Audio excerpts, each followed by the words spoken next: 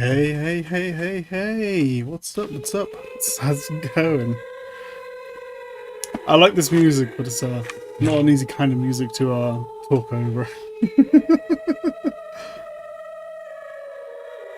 Alright, let's see what. Okay.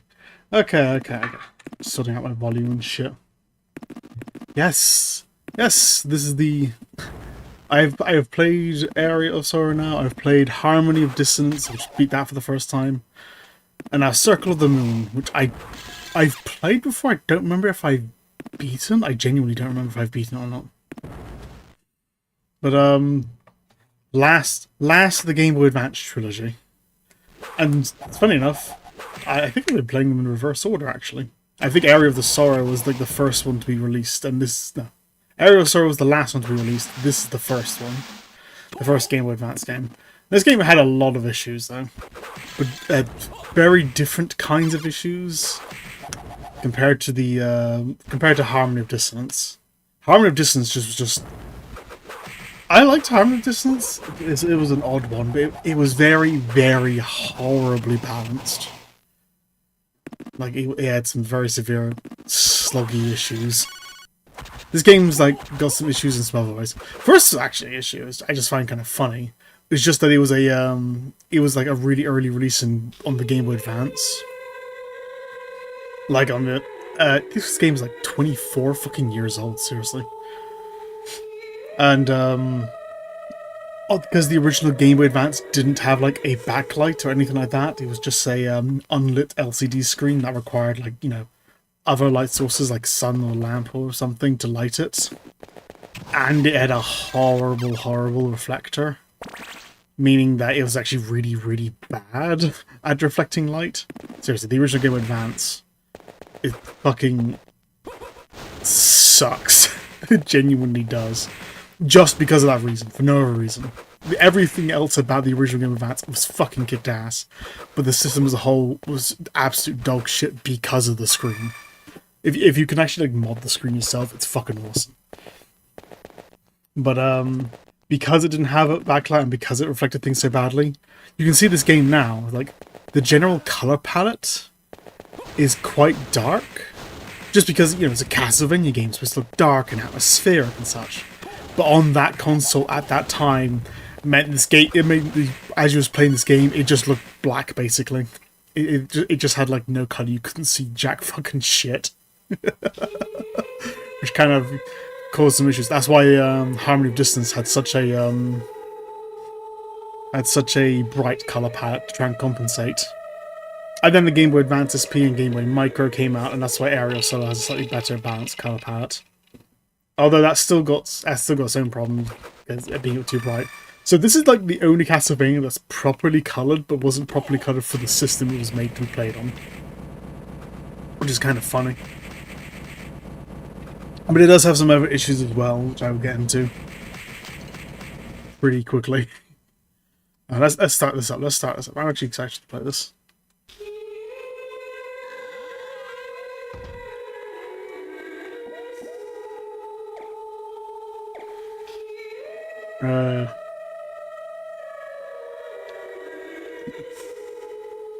My brain's just going completely fucking blank. Let's go with Star Jr.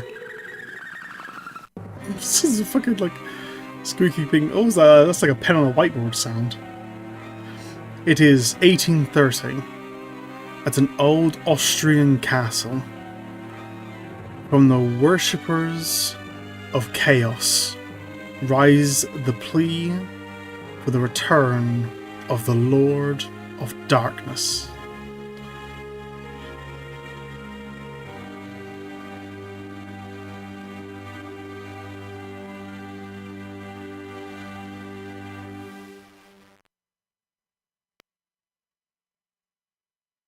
Camilla, we crave the presence of the embodiment of the suffering, the ruler of darkness.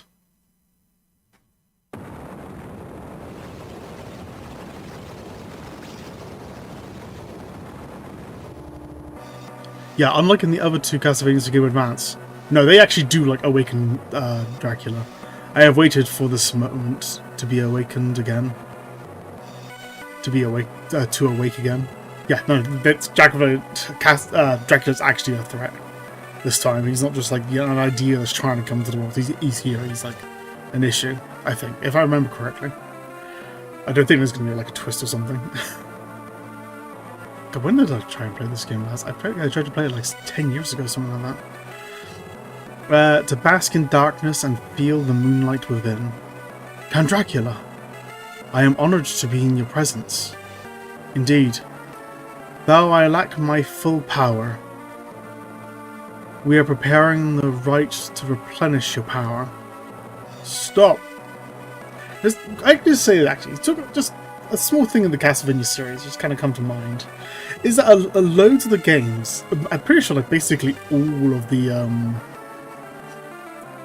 like all the Metroidvania games, they talk a lot about how we need to like stop Dracula from getting to full power, because at full power he's this like grandiose like monstrosity that's completely unstoppable.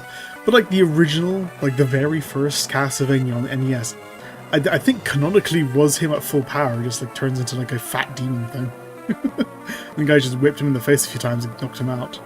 It's just kind of weird how the game just sort of like kind of retcons the original game into pretending he was like far more of a threat than he actually was in the game. It's a small thing, it's just a funny thing. Morris Baldwin. That is a great name for a bold man. Stop! You cannot be allowed to taint the world. I remember. You were one of the vampire killers that sealed me. You've aged. Morris Bolton. Actually, let me look that up quickly. Is he a character from a previous game? Morris Baldwin. That's a thing, yeah.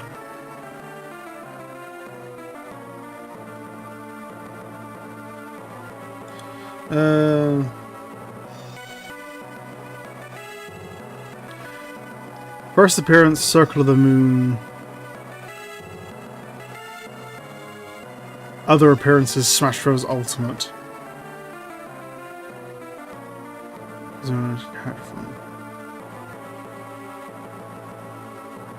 And he was probably inspired by characters from the original like Dracula novel. Okay, so he's not actually a character from previous games and such, but he's like just implied to have had history. Okay, I just wanted to know if there's like an Easter egg there or something. It is our duty to see you banished. Amusing. To use my nemesis's life to return my power. I have no use for children. Be gone. Hugh! Nathan! Master! Father!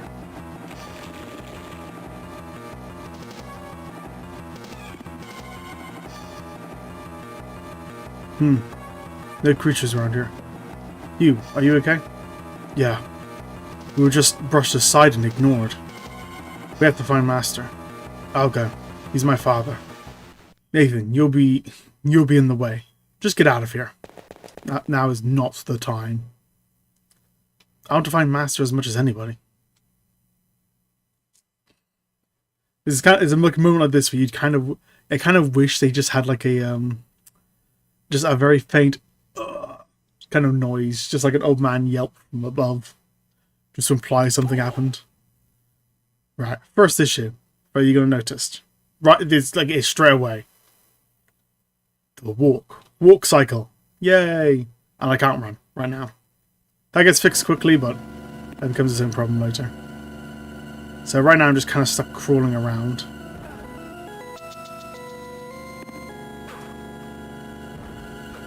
Oh, then a nice change of pace. I get my slide kick straight away. Hey. So as of right now, that's actually a faster way of dealing with this issue.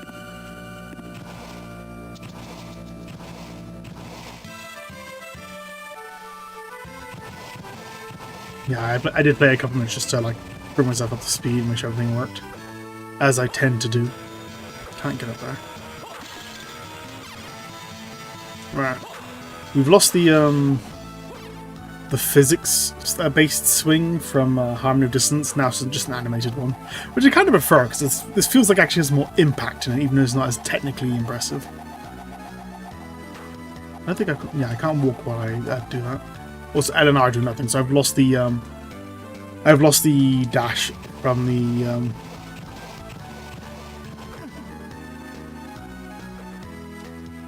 Hey.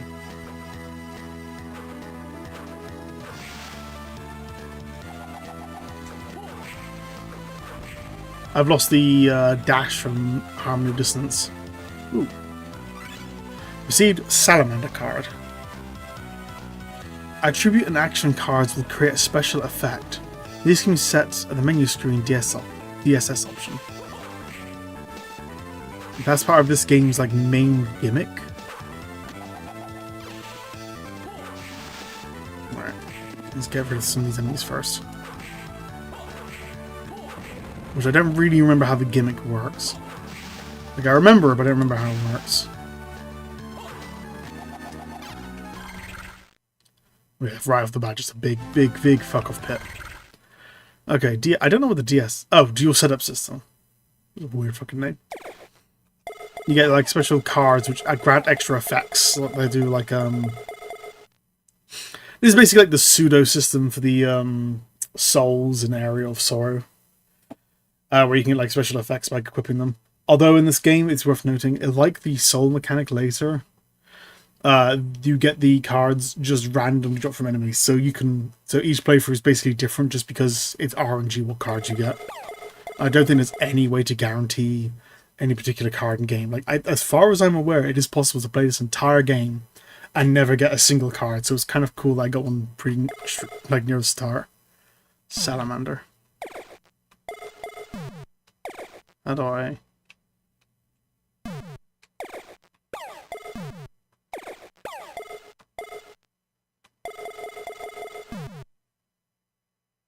Is that set? Examine cards. The lizard bathed in flames, embodiment of the fire spirit. Salamander has the power of fire. Do I need an action card for it to work? Ah, that means it might actually be useless right now. That's annoying. Well, it's set. Magic items. Oh, these are relics. Figure. And items. Yeah. So I guess it's worthless right now. I guess.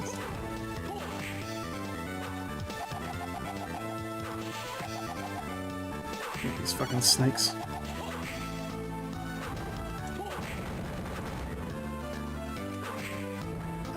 Hey. Okay, we do get... Don't have to worry about walking for too long, mind you. Luckily. I played up, before the stream, I played up just to the point where I can get the ability to run. It's very, very quick. Well, the run isn't, but the ability to get it is.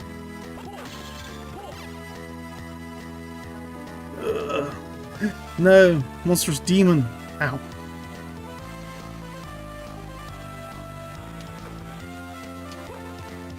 Out of the way. And... there! Dash boots. Now we can run! Yeah, literally it's like... I've been streaming for 20 minutes? How the fuck have I been streaming for 20 minutes already? I didn't think I was on standby for that long. Weird. And here's the other problem of the game. This is kind of the big problem of the game. It kind of throws the entire game off and makes the whole game feel kind of weird. You do get used to it. I remember getting used to it when I played it before. But double tap to dash. So every time I enter a new room and I jump or I move and I want to go fast, I'm going to be double tapping a lot in this game. Oh, and it affects your jump distance as well. So you have to like dash to get the yeah. It's going to take some getting used to. You have to dash to get the distance you want. Yeah, that's That's not gonna be an issue for anyone watching. Like, you'll be fucking fine. You don't have to worry about a fucking jack fucking thing. But I'm gonna have to learn how to incorporate double taps into every fucking movement for the rest of the game. Like that's like out of all the issues in this game, that's the number one. That is the problem. That was such a dumb idea. There are mods and like ROM hacks you can get that automatically instigate the double tap, but they kind of break the balancing of the game. Because the game was designed around the fact that you need to double tap to run. There's like a wall jump mechanic later. And when you wall jump, it works based on the idea that you jump off the walls at walking speed, not at running speed. So hacks that automatically make you run kind of break any wall jumping parts because they make you wall jump better than you actually can normally. And that's as an example. So yeah, the game is kind of weird about that. Item. Ooh. What the fuck did I get a magic gauntlet?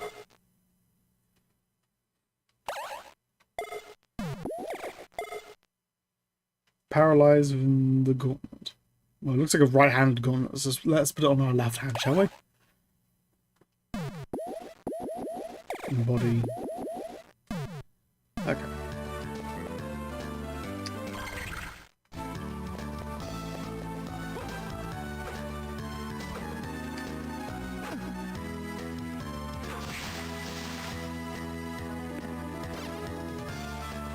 I expect a lot of dodgy jumps.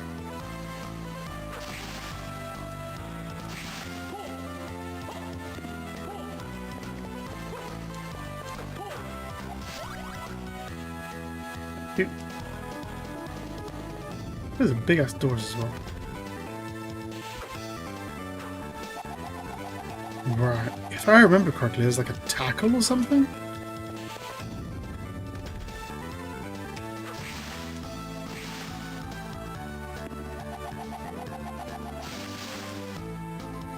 I do love the blood spray.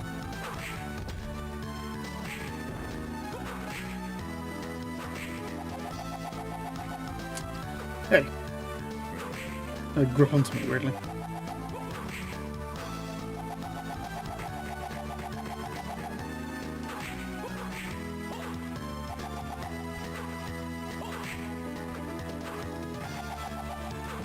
Fucking awkward snake fucking things.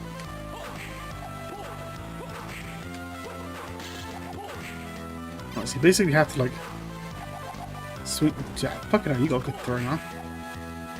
You basically have to swing or whip around to get rid of these snakes. It doesn't work on anything that's around.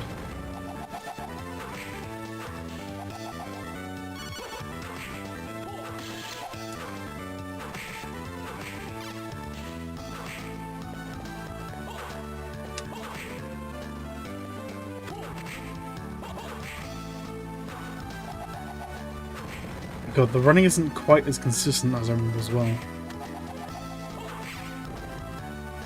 You're trying to avoid all this thing, like walking down. Get the fuck out of here. Yeah, if you whip during a run, he just holds in place for the whip. But then he holds the run animation.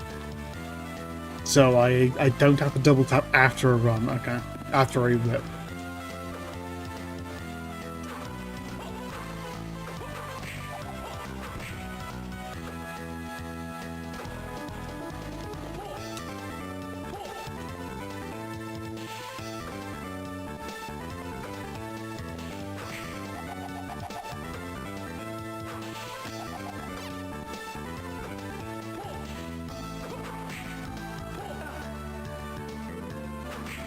I have a lot of knockback as well.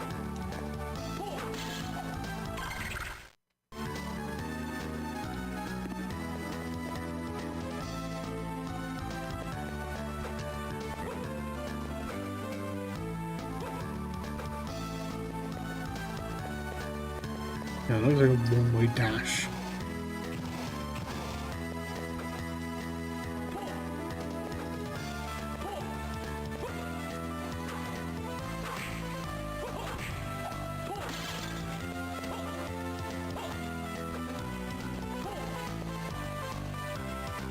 Hey, I see you up there.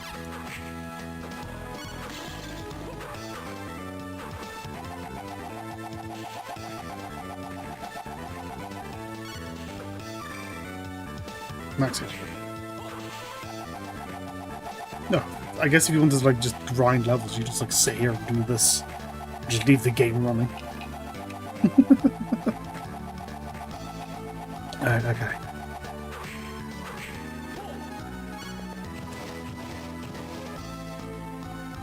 Can I get you? Just about. Go on, die. Oop, card. Mercury card. Is that an action? Yes!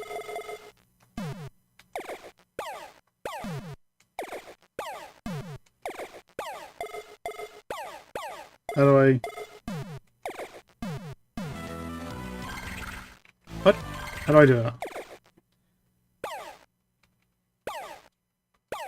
Pressing A just does that. Pressing B just takes me out as well.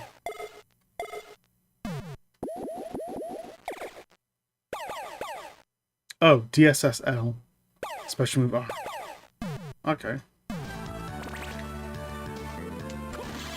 Oh, neat.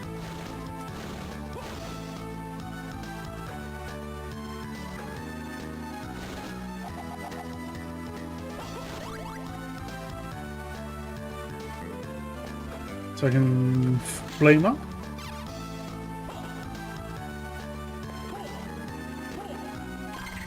Kind of hoping there's a save point near here.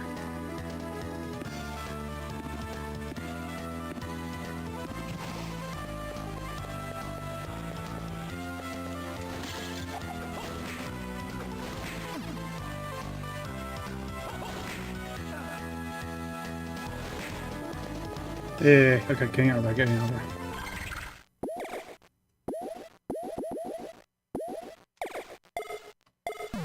That's MP. Special move is right, I don't have a special move. Oop, take that. Thank you. 30 extra defense. Thank you.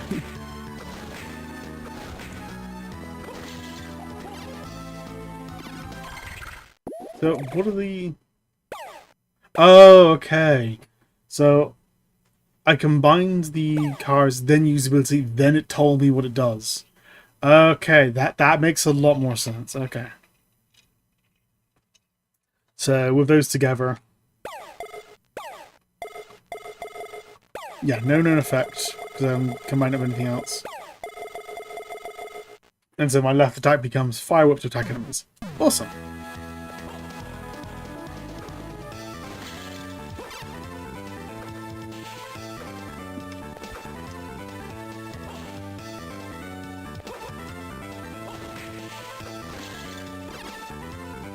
Okay, so...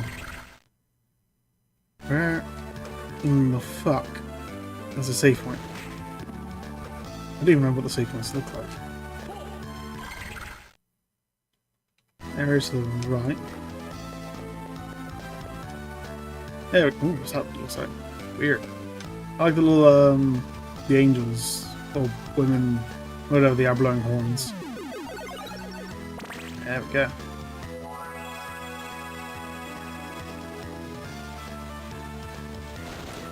So my favourite pack to do as well. Oh, it's keeping it... Oh, that's why I press L. Oh, okay, so it just remains active until I turn it on. And each time I whip, it uses fire. Got it, okay. There we go.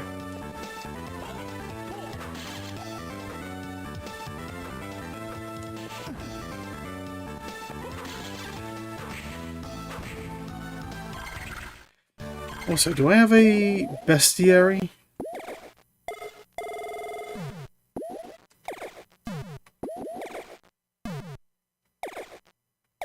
Agree. The messenger of the gods has potential of strength. I don't have a bestiary. Interesting. Okay, so I can go either right or I can go up. Expect a lot of weird jumps.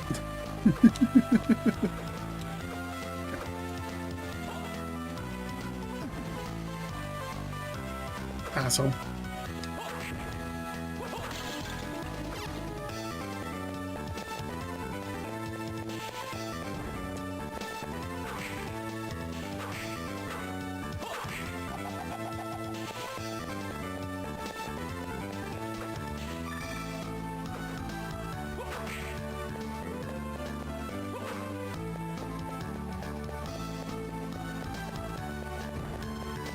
Fuck out of there.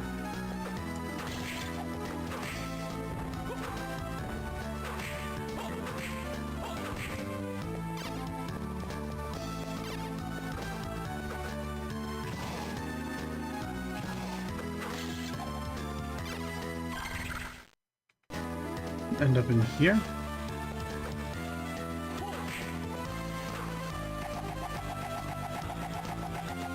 Hey, we're already doing twos.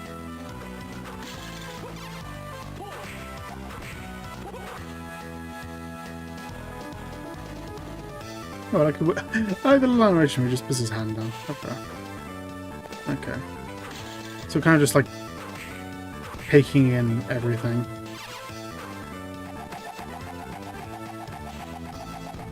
There we go.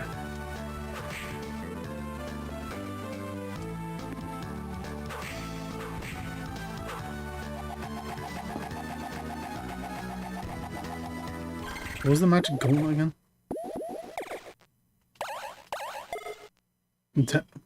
Intelligence. So I imagine that increases my magic. Let's stop with the wristband. I'd rather have the extra 5 attack right now.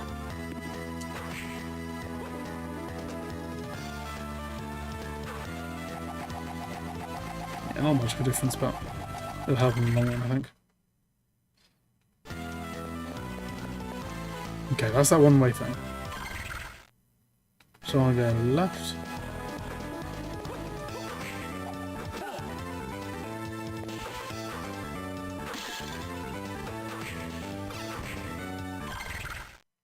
It looks like I got quite a high vertical jump as well.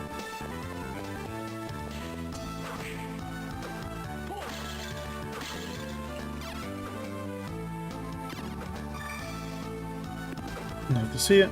Oh, and I got my fucking knife. Like, ooh. Need to remember I have.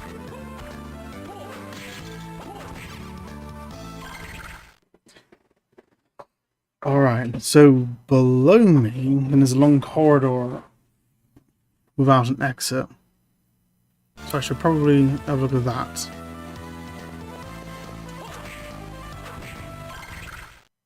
Any other exits? No, just one to the right.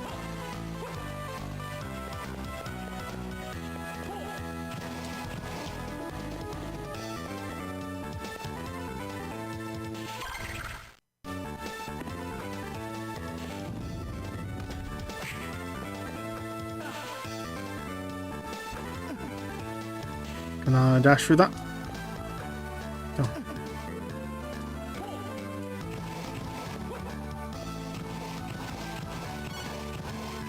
Okay, I can do it that way.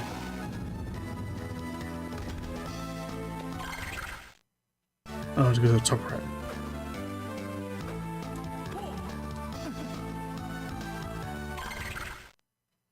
You also have the option to go left if I want to. What you fuckers?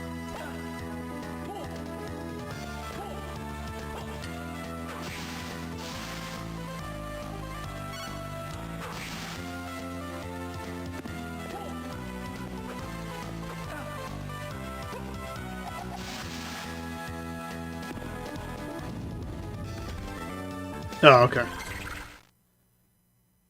Right, while I'm over here, I might as well go left then and have a look around.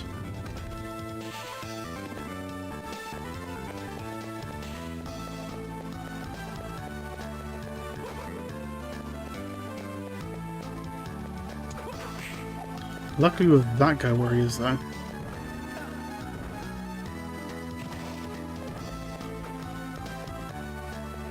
I can just dash past. Ow. Can't go up there.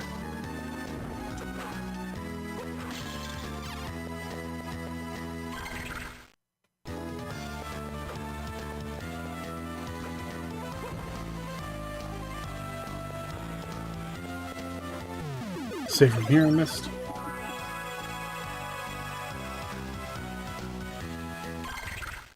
Oh, that's nice. Having access to, like, regular save rooms. In Harmony of Distance, not having regular save rooms was kind of the pain in the ass.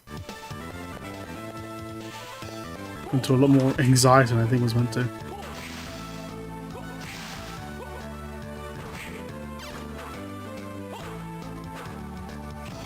Back up.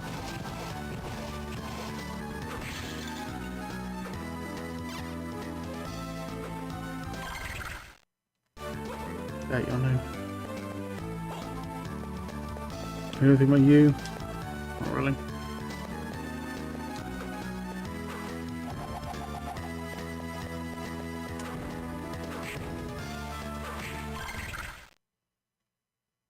Left is way back up, and you're okay.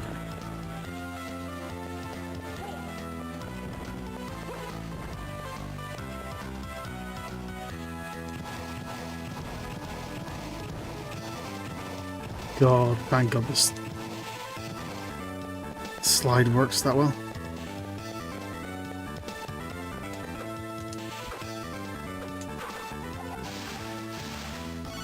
I love these armbands. Hopefully I'll be able to sell them in the future.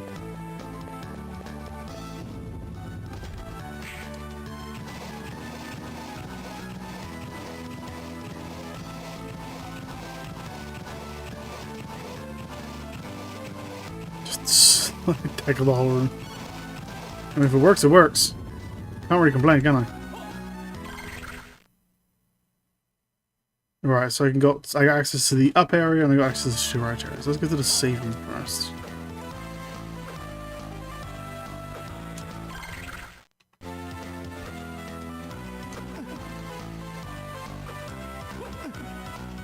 Yeah.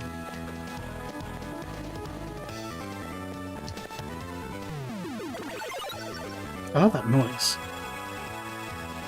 That's such a fun, like, retro computer-esque noise.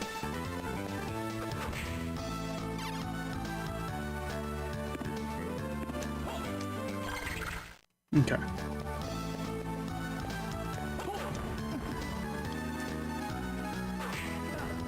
You definitely not take. This is definitely gonna take some getting used to.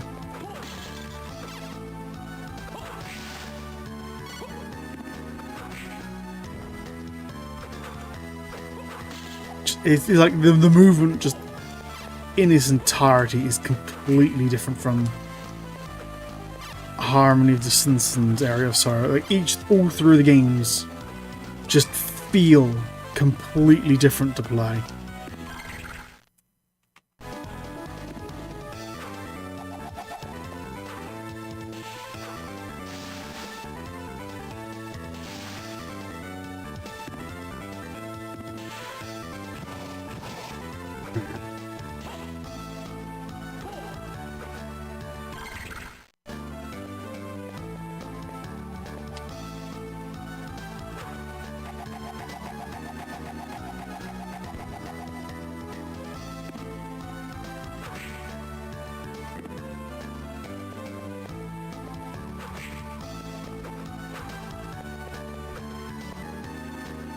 Let's see if we can actually take this fucker out.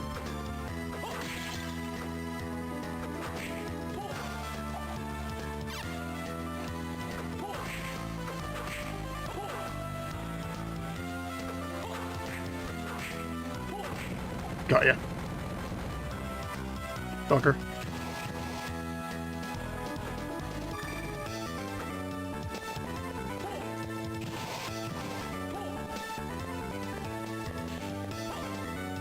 Can't do anything up there.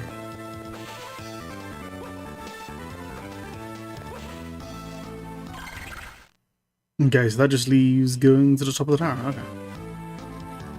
Alright. So I'm getting to the swing of things now. It's like it's not a bad feel. Like I said, it feels very different. The double tapping is going to take a lot of getting used to. That's definitely the worst aspect of it. But everything else about it feels fine. It's just like off for me. Once I'm actually running, it feels good. I think that the problem is that the regular walk speed is just too slow. And so there's just too big a contrast between the run and the run and the walk.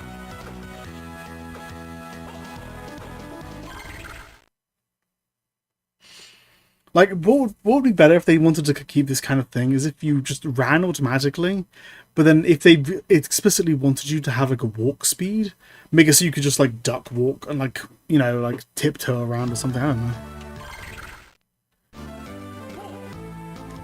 Yeah, you fuck.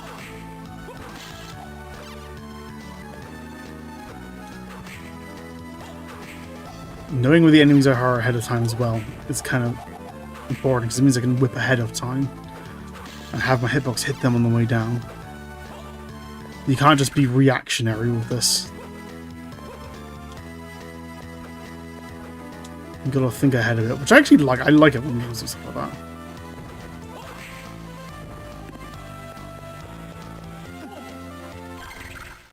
I was already there. Okay, I don't need to be there again. That's the way to go.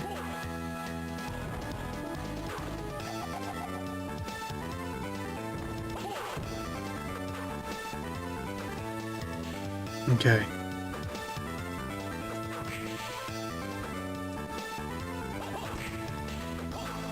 That's another weird thing, actually.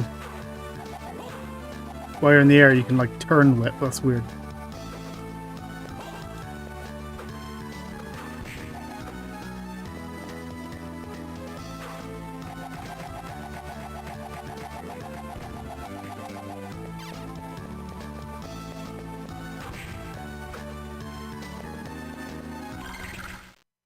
Is that it? Yeah, I believe so.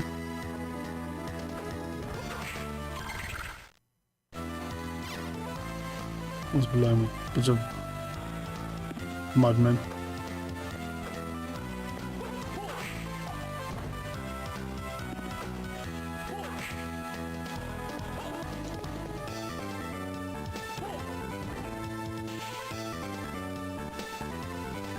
God, 3 save rooms already. This feels like a luxury. God, in like the previous game I'd have like 20 minutes between fucking save rooms. Here they're just casually placed all over the place. It's really nice. Oh my god.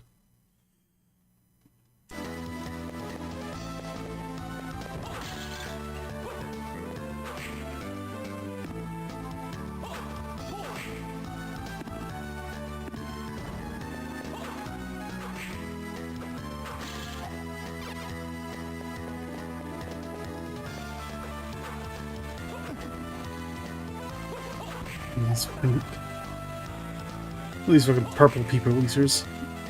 Get the fuck out of here.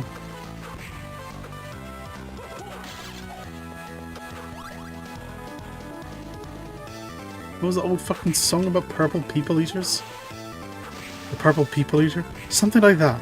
That was like an old song. I remember my mother here listening to that back in the day. I remember it being fun. Don't remember how it sounds though. One horn, one eye, something like that. Fucking... God knows. Okay, ooh, boss room. It's weird. Normally the boss room is connected to a save room in the same room, but we just entered a save room. All these in these elevator rooms. What the fuck are you? Yeah, like... Slightly more grotesque version of Fleamen. Fleamen were really fucking creepy.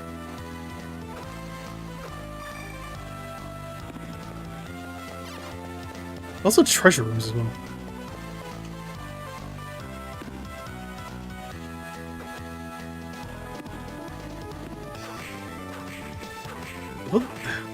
What is that fucking what's that posture this fucking guy has? Look at that back curve, what the fuck? Oh god, you know what it reminds me of? I'm looking that up. I've got a... I'm pausing to look this up. I know what he fucking reminds me of. Oh, what the fuck were they called?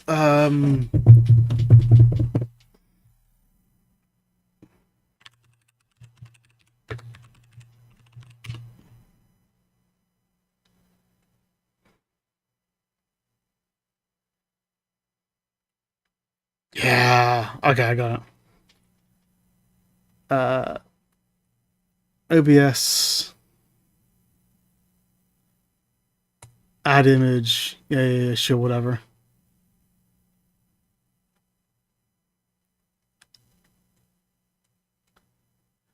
Yeah, these fuckers. From Men in Black. It looks like that. That's what it reminds me of, yeah. Tell me I'm wrong. It looks just like him. What are you doing, Frank? Call up to me. That's fucking hilarious. Ooh, fucking mummy spawners.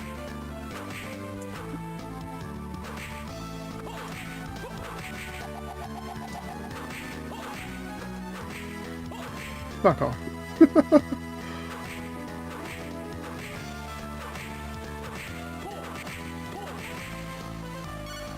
Cotton clothes. I mean, technically, yes. I guess where mummies wear cotton clothes. Technically. I wouldn't call it just clothes, though. Okay. Something more useful than a knife. That lasts a while. That'll be pretty good, actually. Nice. Yeah, let's get this fucking image out of here. Fuck off.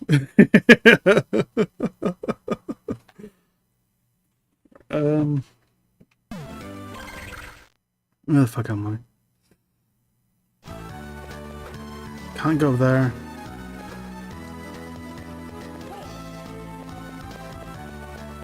I know you get a wall jump later. I remember that. I think you get some kind of tackle as well. I don't remember if you get a double jump or not.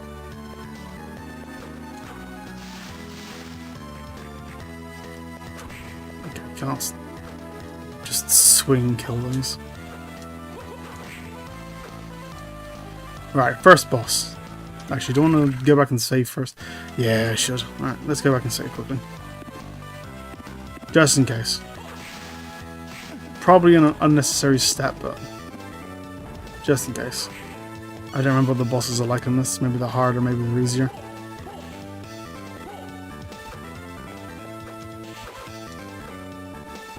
I'm just kind of hoping they feel like actual bosses. That was never like one of the weirdities of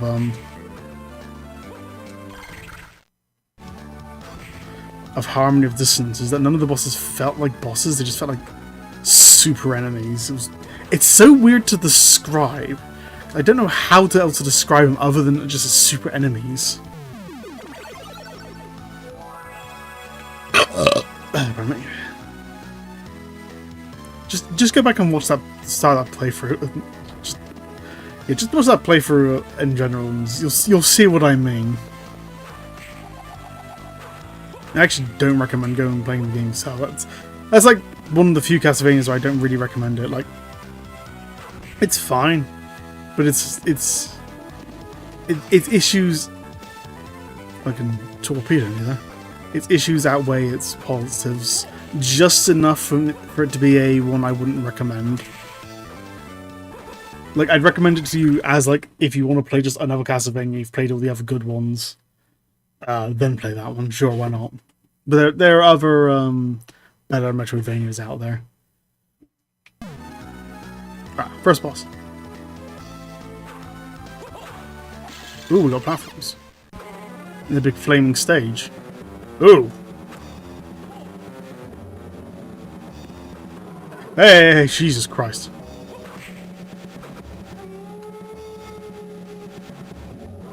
Fucking hell.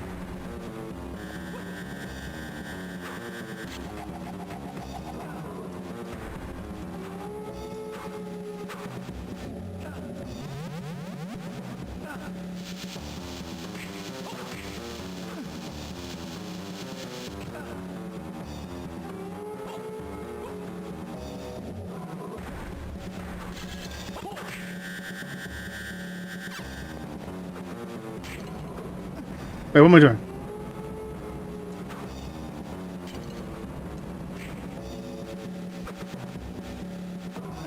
Fucking hell.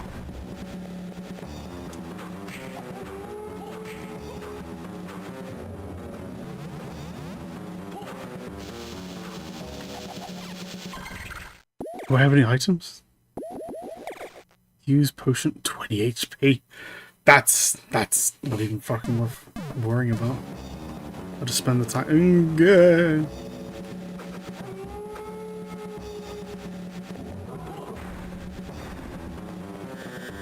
Ow.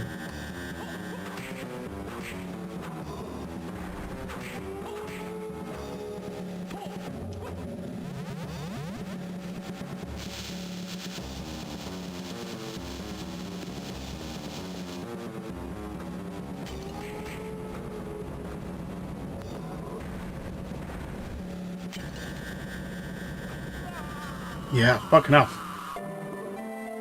Ooh, okay. So yeah, that feels like an actual boss. Noted. It's quite a step up as well. I should definitely use the flaming whip for that.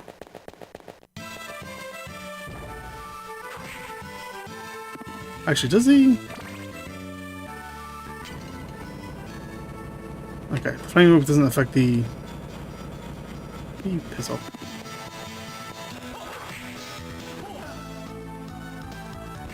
Flaming whip doesn't affect the potion. Got it.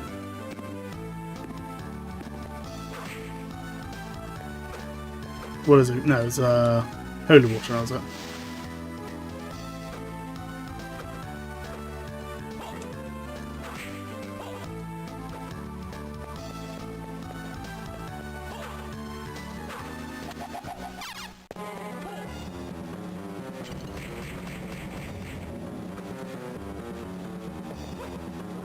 It's fucking up.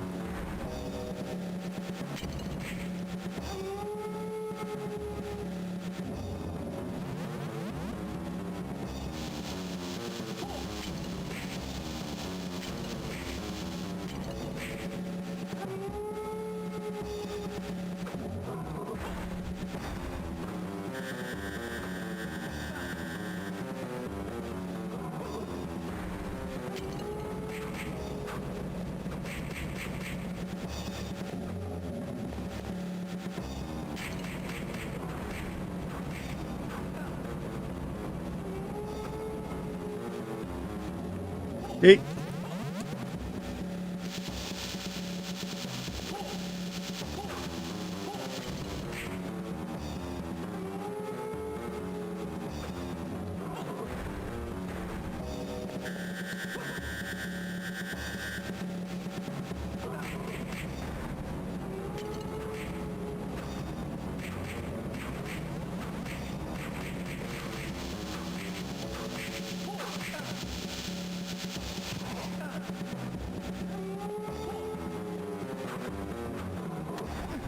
Fucking hell, man.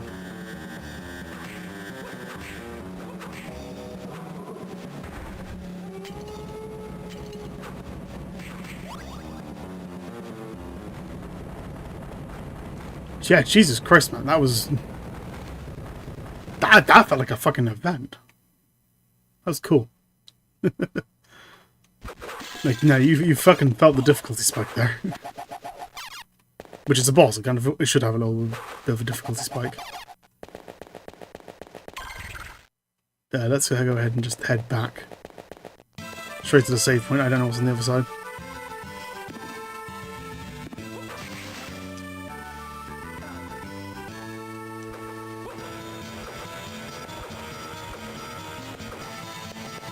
You bastard. Wait, how did I miss this room? Whatever. Did I miss any other rooms? No. Okay. Fucking just didn't register in my brain.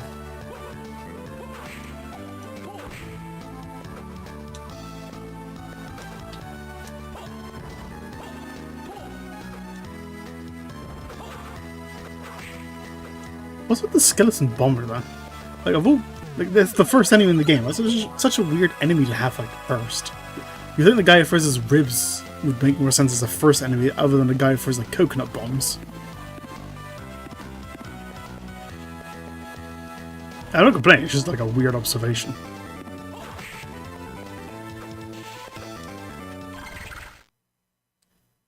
Okay. Here. Hey. You'll be too zealous when you run.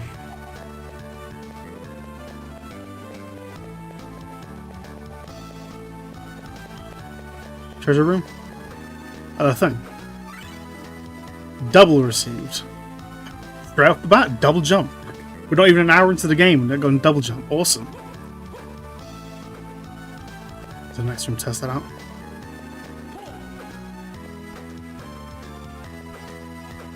Cool. I ain't gonna complain about that.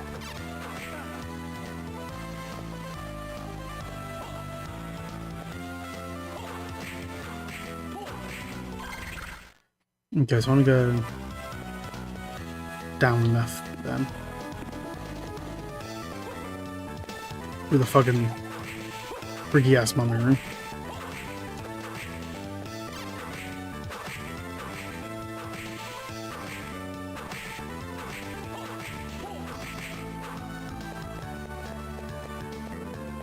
Can I just run past them?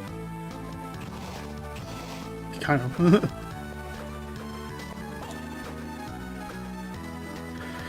It is a bit weird though, because double jump is so... Yeah, like... It allows you to jump just above what you can see on screen. So you are basically like jumping into the unknown. Because the jump is like really high compared to your actual like sprite. So you'll, every time you like take a leap, just like jumping into the unknown sky and hoping for the best.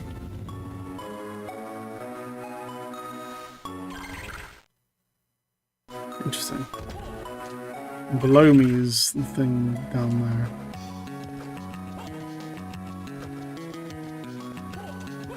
Not quite enough of that. Oh, I like this music. I'm having to leave already.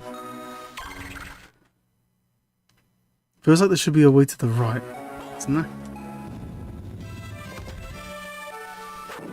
Ah!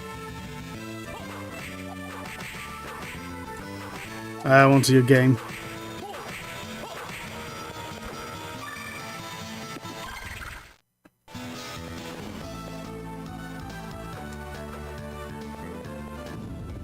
Alright, so I'm going to go take a quick bathroom break.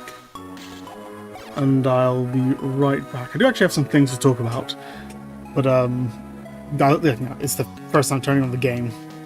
I wanted to, like, just invest myself in, like, getting used to the feel of the game. It actually feels pretty good. Again, aside from the double tap, which takes some getting used to, I am starting to get used to it already. But everything else about it feels pretty good. And, like, in the music and, like, in the visuals. Even though you definitely wouldn't have been able to see them in the original game. Yeah, so I will see you in just a minute, and I'll let the game run.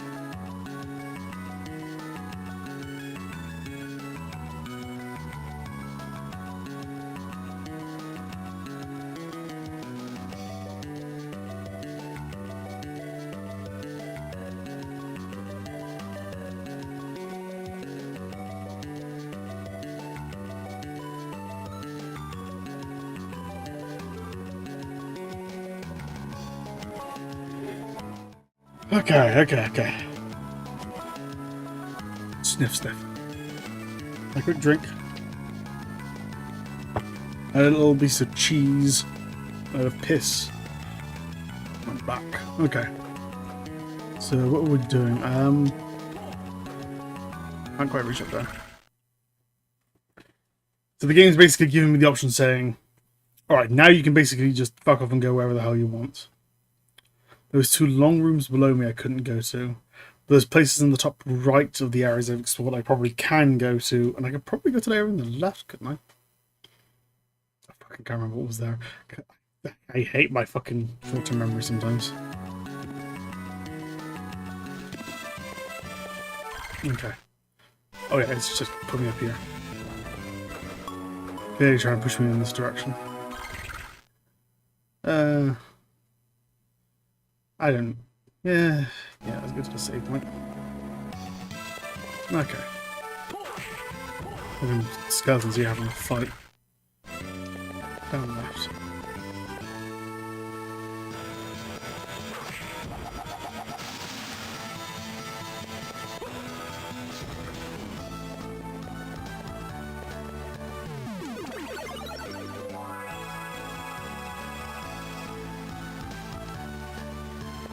Alright. Yeah, now that we're into routine of it. Also, just remember, I just realised I forgot to turn my fucking flame whip on during the fight. That was fucking smart of me, wasn't it? Yeah, now expecting that. I wanted to talk about some of this weird shit that's been going on this week. First of all, I just wanted to say, like, I was originally planning on streaming a couple of days ago. Oh, pardon me. So this stream was, like, due to happen before now.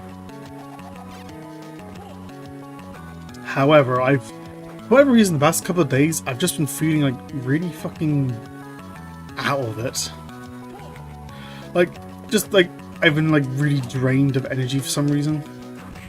You know those days where you're not sleepy tired. I couldn't just drop off to sleep. What is this? Yeah, it's a crumbly stone of some kind. Okay. Yeah, you're not tired.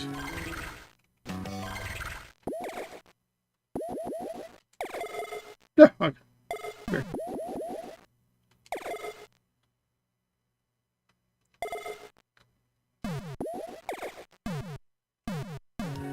Yeah, you're not sleepy tired, but you're just like physically exhausted for some reason. Like I just had like a whole day where like my body just felt like really heavy.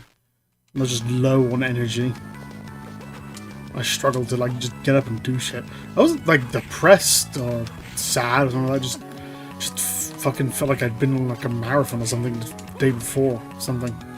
I have no idea why. It just felt so drained. It actually more annoyed me more than anything else.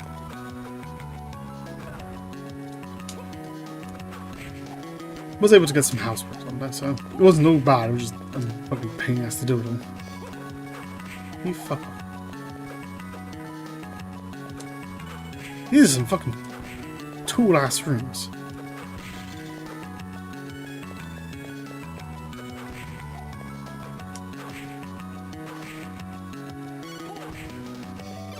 So yeah, that's why I've not been streaming as much as I wanted to.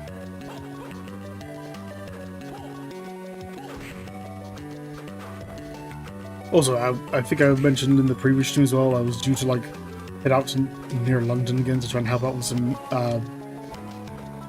gig work, but I actually wasn't needed, so I didn't even have to worry about that, luckily.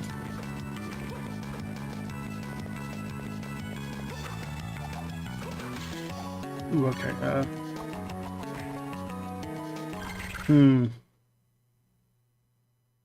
Honestly, my whip covers up so much area. I think the potion's better for this one.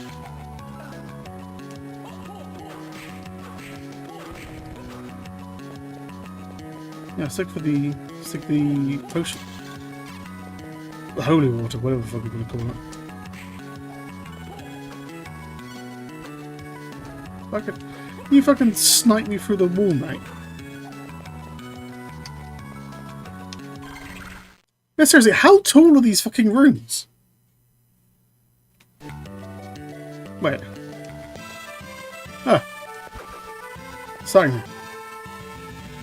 It's locked. Okay then.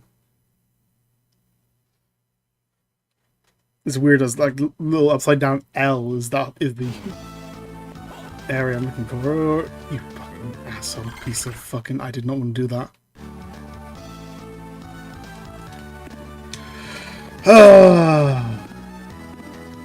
Climb back up.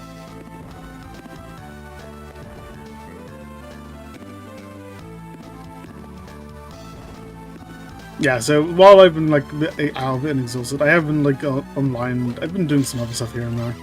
We're doing some more like programming stuff because I haven't been programming. Well, I haven't been programming and drawing for a little while, and so I've wanted to get back into that again. Do some a bit of practice art, that kind of thing, and practice coding. I've actually been trying to make a small virtual machine.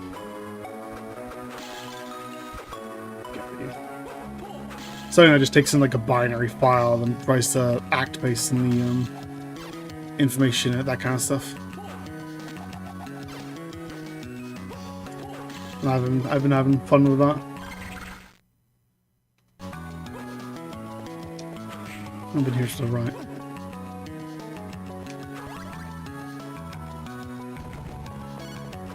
But while I've been doing that, I have been on and off on Twitter and such, and there's been an interesting discourse that's been going on. I mean, it's Twitter. There's always some kind of discourse going on Twitter. That's a given. But sometimes the kind of discourse can be more or less.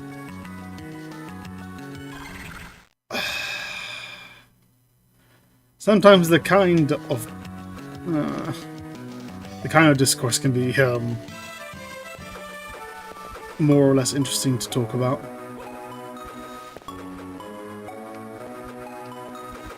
And this one, what's been going on is this whole fiction affects reality movement, as they're like fucking calling themselves. Which, right off the bat, yes, of course, fiction affects reality to some extent, depending on exactly how you define reality. But I'm going ahead and assume you're talking about just like the real world where you can like pick up and like touch things in real life, that kind of shit. Yes, you can watch fiction, get ideas from fiction, and apply it to real worlds. Yes, fiction affects reality to that extent. The problem is that the fiction affects reality people is a kind of like wrapping up that idea with a bunch of other ideas as well. Basically Marxism. And a big whole, oh, if you think fiction affects reality at all, that means we should start pursuing the ability to like just, you know, censor, go full censorship and destroy fiction that doesn't conform to ideas and that kind of stuff. And it's that kind of like thinking presentation. And they're presenting that whole idea of, oh, if you disagree with the destruction of art, oh, that means you don't think censorship affects reality. You're the people who don't think censorship affects reality. And now that proves how stupid you are. Oh, and if you think if you think fiction affects reality, that means you must agree with our censorship and destruction of art. Is that kind of manipulation tactic. And it's got me thinking as well. I did mention this on Twitter. There's a thing to the right. I know there is. Okay. And it's got me thinking as well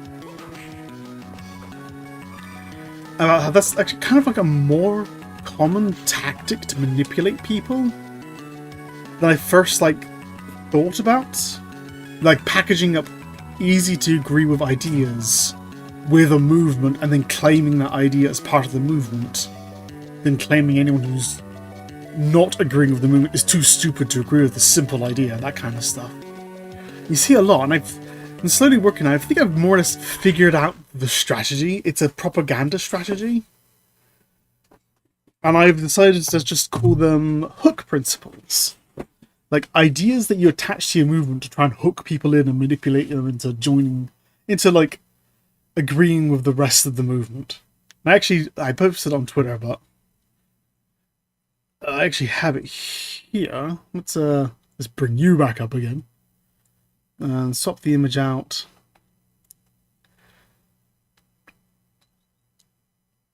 Hook principles, PNG. Unlock you. Unlock you. There we go. Now I can move it. There, okay. You can kind of see it here. Like I said, I've been a busy boy. I occasionally I take lots of like notes on like Notepad and such. This is just converted to a PNG, but you get the idea. And my desktop is fucking full of just random Notepad TXT files of notes like this. And I've been like thinking about how this propaganda tactic works, and I might as well just quickly go through it just so we can like illustrate it, so you know anyone who sees this kind of going on again, you can like spot it quickly and realize when someone's trying to manipulate you, because this happens. The more I think about it, the more often I realize this happens, especially for the last 100 years. This has been a very common kind of thinking. But basically, like the example I'm using, like in this, like if you're here to, I'm gonna say now, if you're here to watch the game, don't worry, I will get back to that. I'm just gonna spend like a couple of minutes on this, and I'll be right back in. I can mostly play and talk, but this is one of the ones where I kind of want like some kind of visual thing aside while I'm thinking. Actually, you know what? I'll keep the. If I just scroll over this, you can like read this yourself, take a screenshot or whatever. And I'll just like talk about it. I'll open up in like another window. There we go. The whole thing's on the screen. If you need it, just screenshot it or whatever. Fuck off.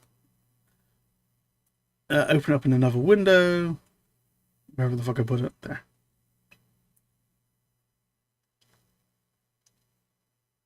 No.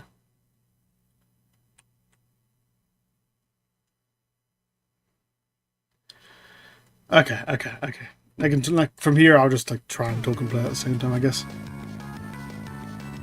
But with the way I was writing it down, I wanted to like use like an example. Where am I going anyway? There's a. Is there like a gap here?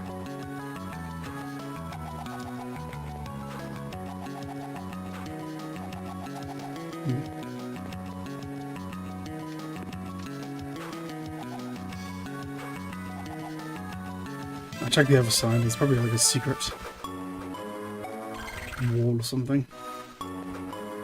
Yeah, I wanted to like use an example of like if you wanted to try like applying these like hook principles to like your own version of propaganda. I knew there was something here.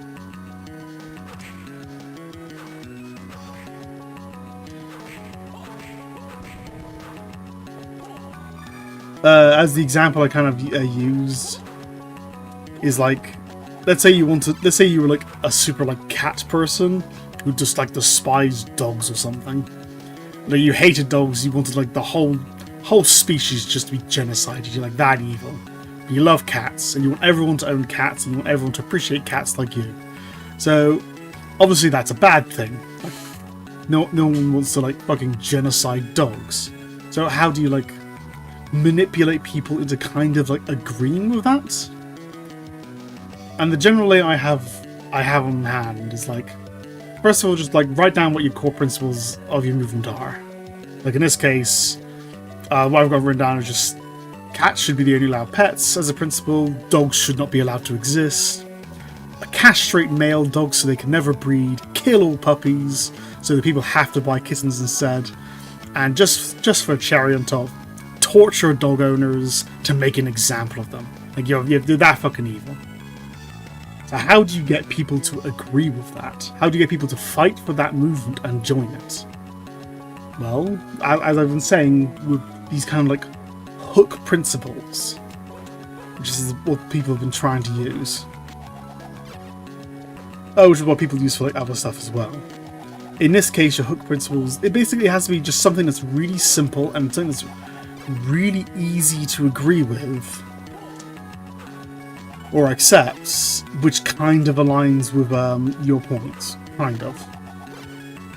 So for this movement of genociding dogs, your hook principles could be simple things like kittens are cute, and they are. dogs can be dangerous. That's a hook principle. Just, it's a fact. That is a fact. Some dogs can absolutely be dangerous. And like you can say like dogs have bitten people, so yeah, you can add that as like a hook principle. And just like these, it is a fact that kittens are cute. It is a fact that dogs can be dangerous. It is a fact that some dogs have bitten people. Obviously, this is not nearly enough to justify genociding the entire species, but that's kind of the point. Is you just want like people to see these principles as being like yours. Next is like you just like for part 3, you've added your core principles, you've added your hook principles. Part 3, step 3 rather, would be it's optional, but you can name your movement after your hook principles. In this example, I'm just like, oh, where the kittens are cute movement, or dogs are dangerous movement, something like that. Like at the what I was talking about earlier, the fiction affects reality movement as they call themselves. They name themselves after the hook principle to make people like vaguely aware like that's there. That's the principle you're supposed to be talking about and agreeing with. That you hide all the other principles behind. What was that?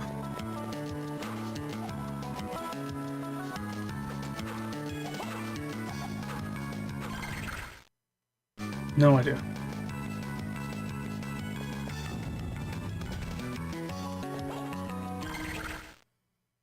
Okay, there's another room to the right there.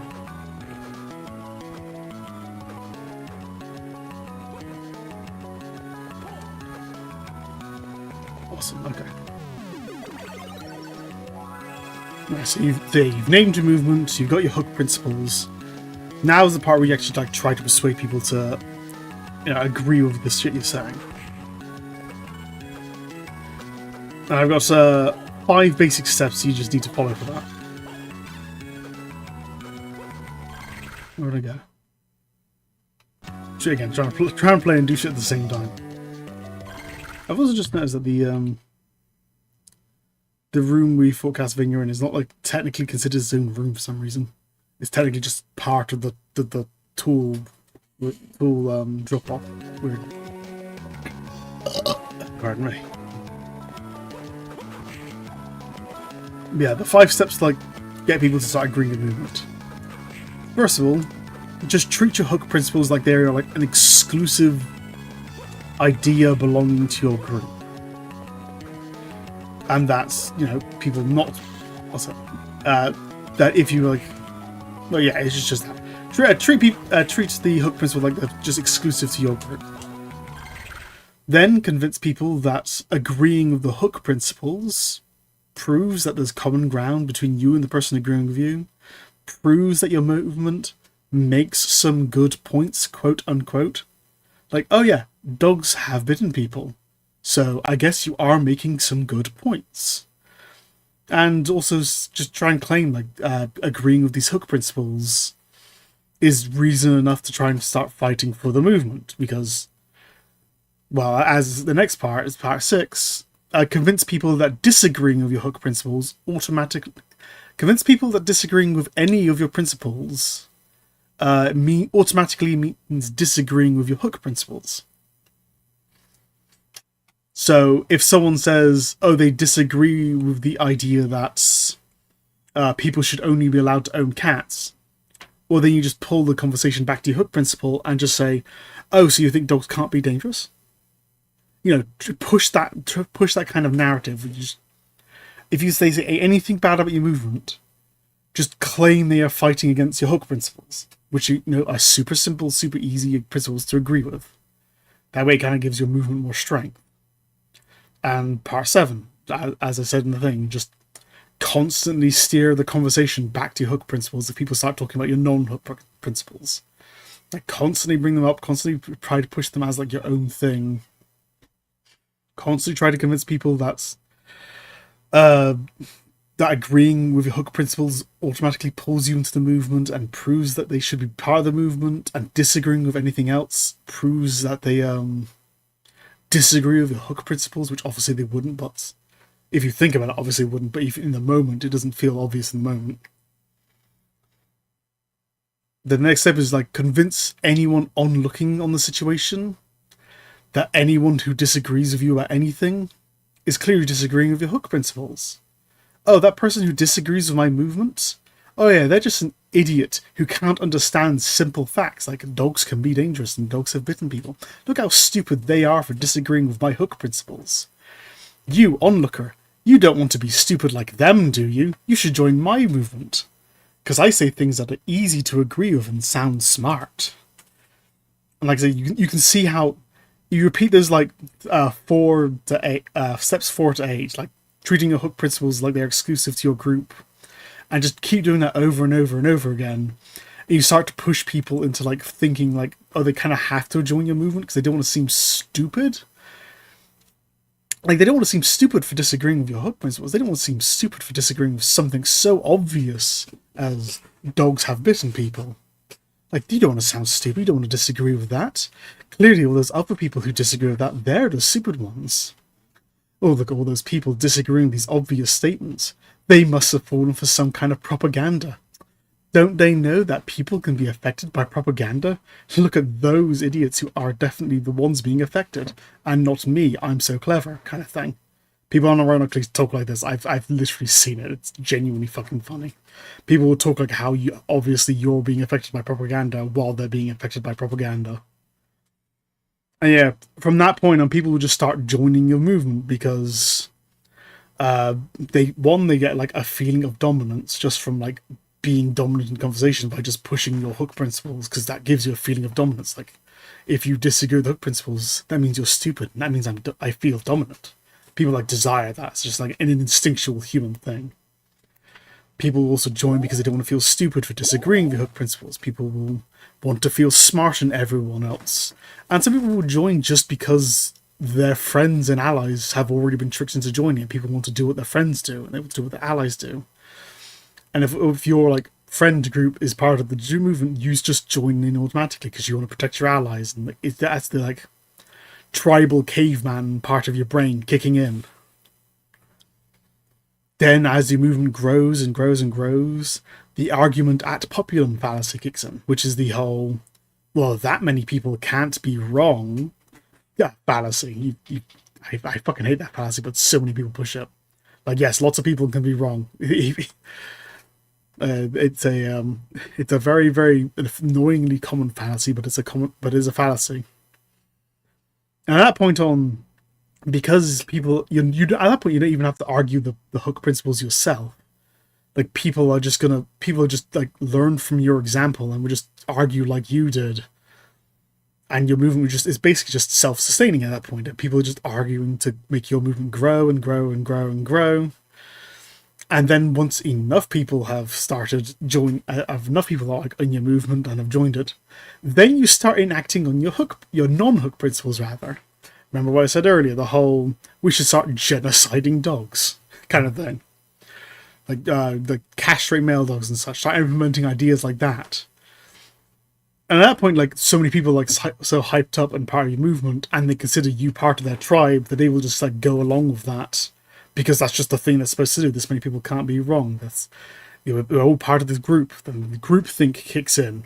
And even the people who didn't realize they were joining a movement that were going to do that, they were like, wait a minute, that's not why I joined this. Even those people will be like pushed forward due to the confusion of the situation, and just will be like prevented from resisting due to like that natural like groupthink and the bystander effect, that kind of stuff. And yeah, at that point, you've just started a movement about genociding dogs, and this is how actual movements have started over the years. Like, oh god. You could probably think of plenty yourself, honestly. Because this, I've seen this so many times. Where's that notepad? Like, I see this is even in, not just in big moves, I see this in small places as well. Like, communism is a classic one. Communism's like, sharing is caring. That's like one of the hook principles. Sharing is a good thing. That's an easy thing to agree with. I agree with that. I don't fucking agree with communism, though. But they use that as like one of the hook principles to hook you in. Nazism, the other side of the spectrum, which is surprisingly similar to communism the more you learn about it. They would talk a lot about how being healthy is good for you, and and basically it's a form of socialism anyway. And they talk about more that you just look into the propaganda of Nazi, and they threw a bunch of hook principles in their propaganda, where it's just like, oh, here's like some super easy to agree with ideas that would make you want to like agree with the movement kind of thing. Before they did what they did. Black Lives Matter, that was a big one. Controversial still in people's minds. That whole movement was, again, the name alone. Black Lives Matter. Yes, I agree. Black people's lives do matter. That is a hook principle. That does not mean I agree with every single thing that happened as a result of the movement, though. Like, that kind of stuff. And in the recent times, the UK Online Safety Act and similar such acts, their hook principles are keeping kids safe. That I agree with that. I agree kids should be safe. That does not mean I agree with the Online Safety Act. That was a terrible idea. And you can kind of see like how this strategy is like implemented like all over the place, really. Luckily, I know I'm not playing the game anymore. I'm nearing the end of the conversation. I'll get back to it, don't worry. But luckily, there are ways of fighting the strategy once you're aware of it, once you realize people are trying to manipulate like that. As I've come across just a handful of ways pretty easily. One is just pointing out the strategy. Like, if you can just point out that this is the strategy people are using, that kind of like, this whole thing kind of relies on people's ignorance to like manipulate you. If you know this is happening, it's not going to work. And if you could tell other people this is happening, it'll have less an effect. You can also point out how absurd it is that agreeing with the hook principles means agreeing with everything else. Like, that's dumb. Like, yeah, as I said, just because communism says sharing is good does not mean every single other thing communism said is a good thing. They're definitely not. Point out that the hooks are not exclusive principles to the movement. Like, again, just because I agree sharing is good does not mean that automatically makes me have to join communism. You can agree with these hook principles and not join the movement. The whole thing earlier, the whole fiction affects reality thing. Like, yes, I agree. Fiction affects reality. That does not mean I'm joining your movement because your movement is fucking stupid. Yeah, so you can agree with the hooks about joining the movement. You can also agree with the hooks and literally go directly against the movement, like, because the hooks are not exclusive ideas. As much as these movements try to treat the hooks like they're exclusive, they're not exclusive.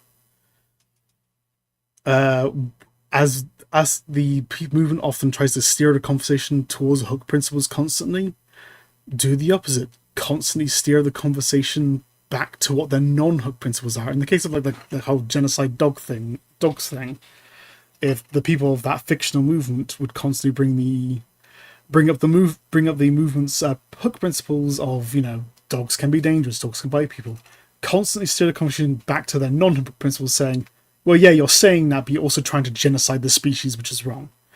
Keep steering the conversation back to the non-hook ideas of the movement, so that every onlooker is aware of what the actual end goals are, and like that kind of thing. And if relevant to the movement, if depending on what the movement is, point out if the non-hook principles are even contradictory to the hook principles.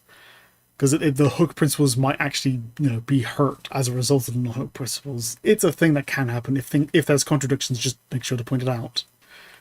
It's like on my Twitter as well. I posted like that fucking image of what was it, of Squidward? Where is it? Is that even on my computer, or is that just on Twitter? Yeah. Did I throw it in here? Where is that?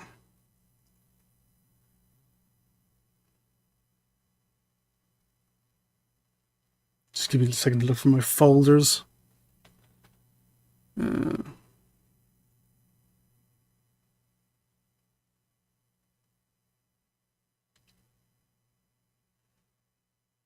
I think I left that on Twitter.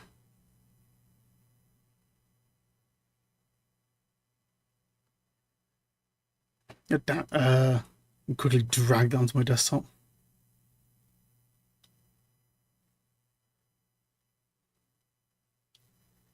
You there, you there. Come on, Twitter, load up. Slow website at the best of times. Media.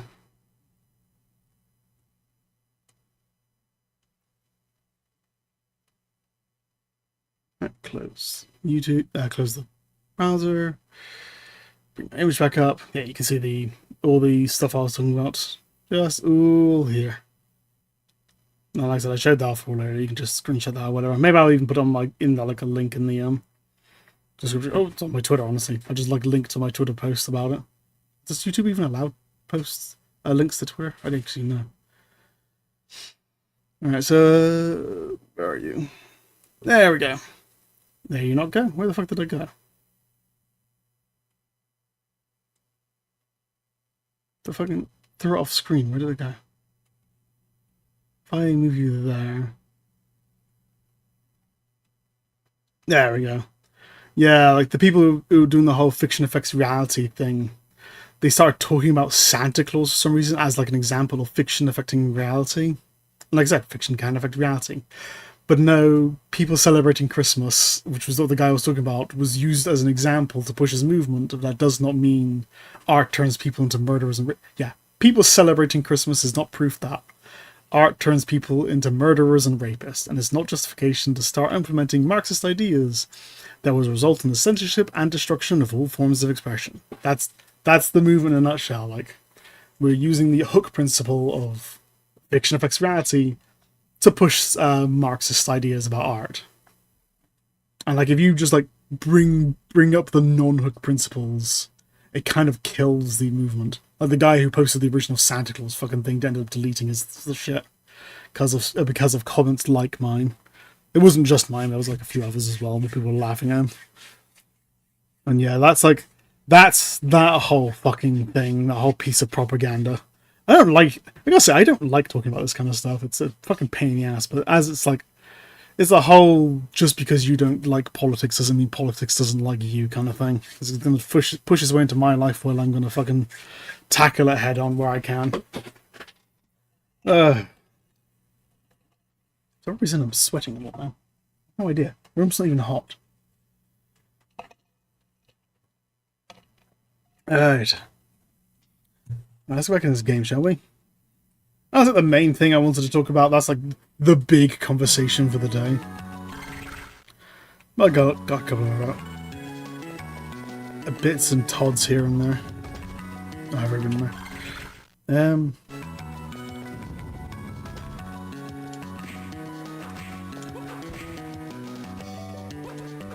That's gonna be wall jumping stuff.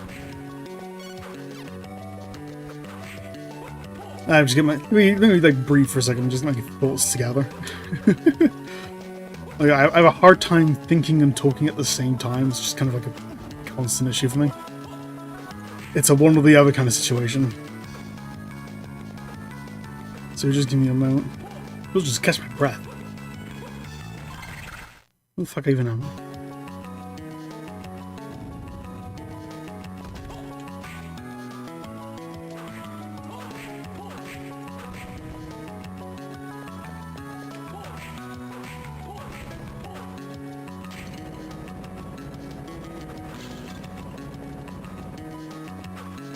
All these things.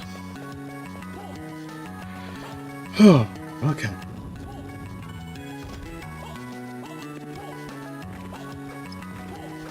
Yeah, the whole movement of fiction and reality is just one of those bullshit movies. Luckily, it's dying down pretty quickly as people are pointing out the absurdity of it, which is nice to see for once. Stop shit like that growing while it's being presented as an idea.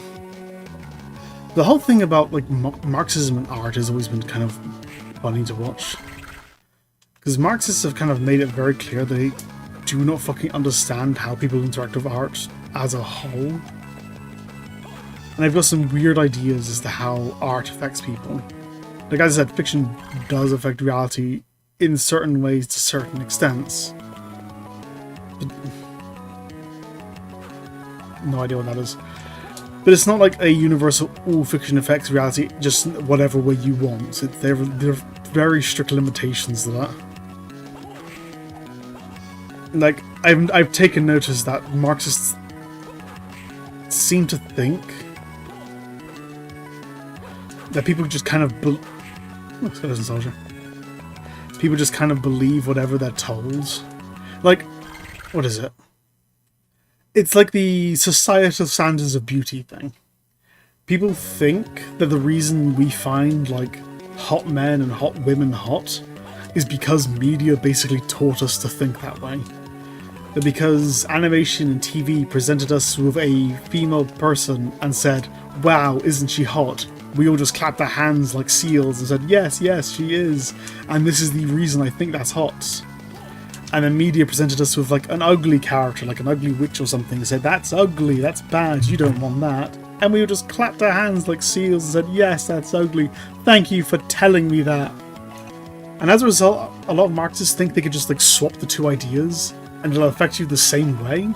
Like, hey, what if we just put like an like ugly fat chick on like the on screen and just say, this is what hot is now. And all of you out there, you'll just agree, you'll clap your hands like seals and just say that, yes, yes, that's what hot is now. And then Marxists find themselves getting very frustrated when it doesn't work. When we're just like, no, that's not hot. That's kind of gross, actually. Like, we don't find that attractive. Like, maybe some of us do, because people be weird freaks like that. That's more of like an evolutionary thing, the slight randomness that comes in every generation. Mix of some ancestral stuff that gets carried down, you know, that kind of shit. But for the most part, most people, most of the time, instinctually have like a preconceived notion of what they find attractive or not. There's a reason conventional beauty standards are what they are, for both men and for women. And it's not something you can just change just because you tell people to change it. And that doesn't stop them trying. It's like, why,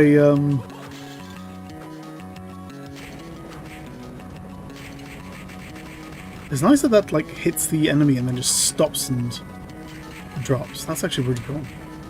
Actually makes that way better. I don't have to aim it as hard. Don't have to put as much effort into aiming it, I mean.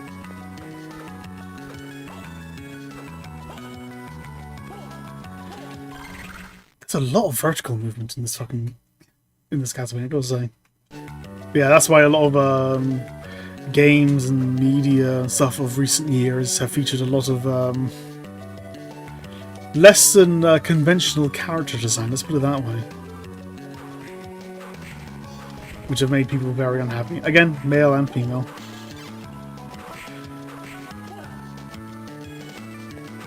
And it's annoyed a lot of people, and Marxists find themselves confused as to why people aren't buying it. Like, why aren't you buying our thing? We're telling you that this new standard is hot. Why aren't you believing us? And I've also noticed that Marxists they kind of understand that people don't buy it, and they've come up with their own terminology to like measure that. And if you've spent enough time online, you've definitely heard this term. It's media literacy. They present it as your ability to understand media, but let's be quite frank, that's not what it is at all. In practice, that's a nice picture. In practice, it seems to be a measurement. Ow. Fuck you, asshole.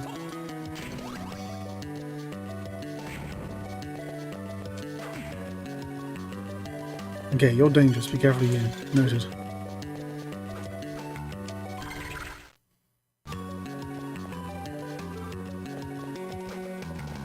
But yeah, in practice, media literacy seems to be just a straight-up measurement of how easily manipulated by media you are. Like, oh, you learned the thing that you were supposed to learn from media, and you're now being manipulated like you're supposed to be, like a good little dog. That means you're media literate. It's like a way of trying to make being easy to manipulate and being smart, like, it's a way of trying to make the attribute of being easily manipulatable sound being smart. It's really fucking weird. Like I said, Marxists use their own definitions, I don't give a shit about the definitions though. In practice, that's what that means. That's how they use those terms. It's a very fucking... Hey, didn't even see you there, jackass.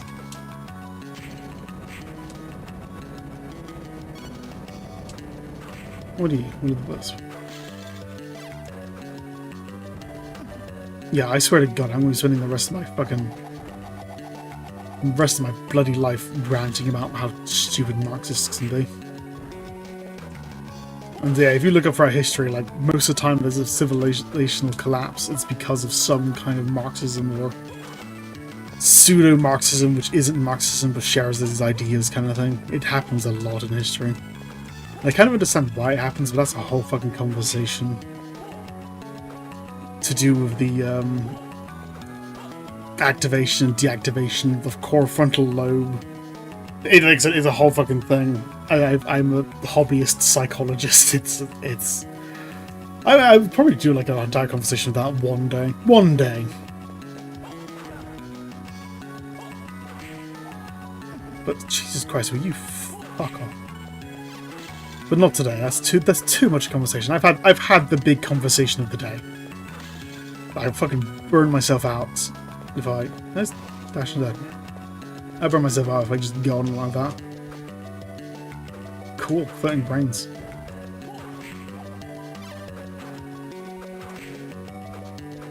Oh, is that gonna be like a Metro-esque thing where I can like freeze the enemies later or something? That'd be cool.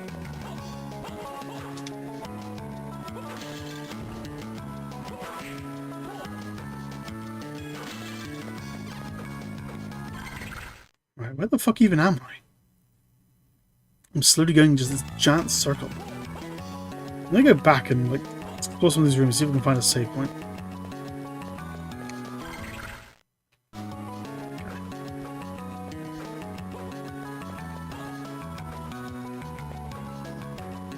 That was a weird little frame there.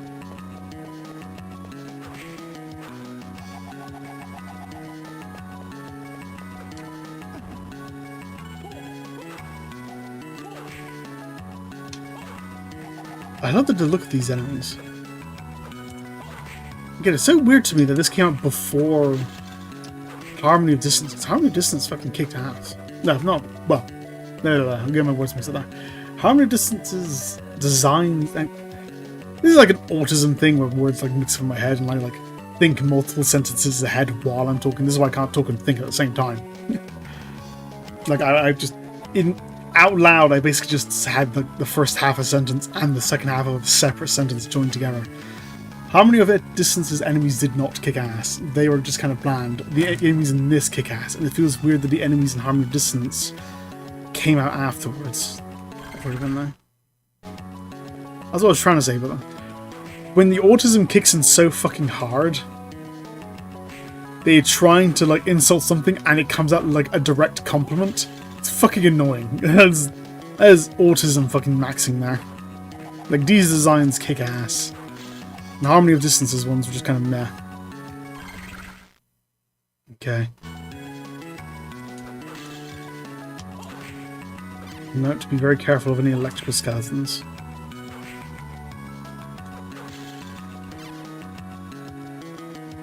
Can I even get over there?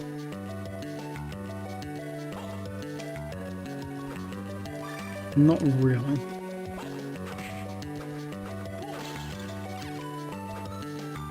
Probably, maybe? I don't know.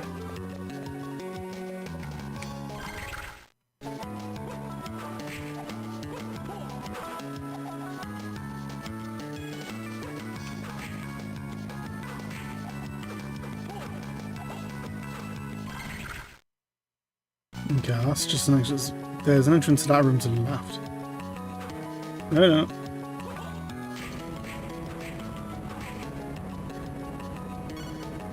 You'll have to be careful now. This is why I'm constantly like taking notes and like writing things down, just because I know the way my words mix up as I'm talking. This is something I've discussed in length. It is an autism thing. I know a few people with autism who fucking deal with the same shit, where your words just get muddled as you're like speaking, model as you're reading. This is like the entire reason I struggle with reading and writing, is because shit gets mixed up while I'm doing shit.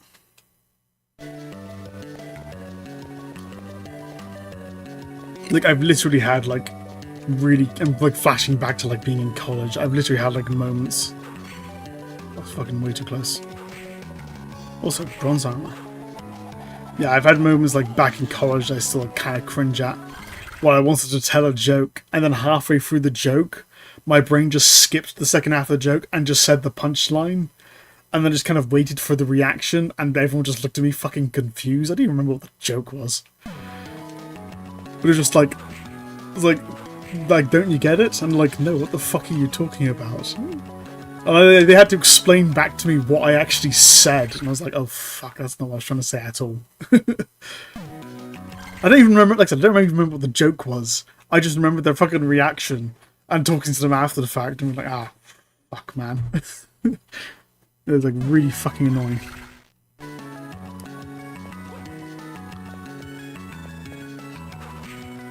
Like, if you ever want to watch like a more popular like YouTuber or Let's Play or something that deals with like similar issues, you can like understand it a bit better. I actually recommend Oni Plays of all fucking things. Like that. First of all, that's just a fun channel in general. I love Oni Plays. Old Newgrounds people just having a laugh. But on Only Plays, one recurring guest is Corey. Yeah, Corey from Only Plays. He definitely has autism. He has the same kind of autism I do, and it's really obvious the more you like listen to him. If you're familiar with the symptoms, like where you're mixing up words and getting like everything confused, and you're also like slurring your words around, where the words kind of sound like kind of a little sloshy for some reason. That for some reason is like another symptom. Once you get good at listening to that one, you can kind of like tell people are autistic just by listening to them talk. It's kind of funny. No.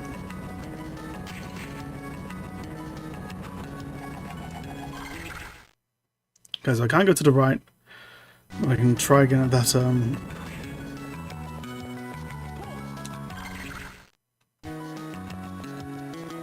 I have to go all the way around, do I?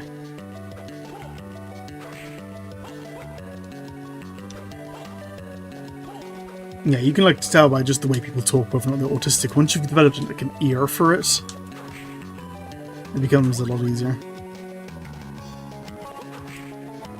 Which I got plenty of practice on this. I got fucking my own recordings of myself talking. And as my brother, who I'm talking to constantly. He's autistic. Yeah, I can't just make it. So I got plenty of chances to like hear this in action.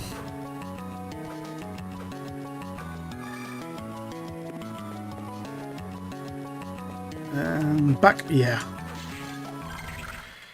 Okay. So from here I can... Can I go... Let's go back to the save point just so I have that done now.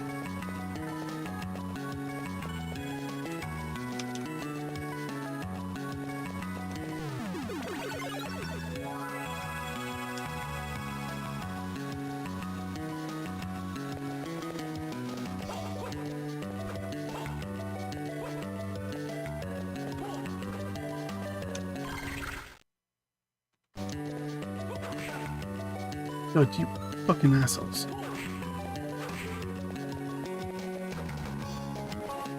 Yeah, I guess that's that.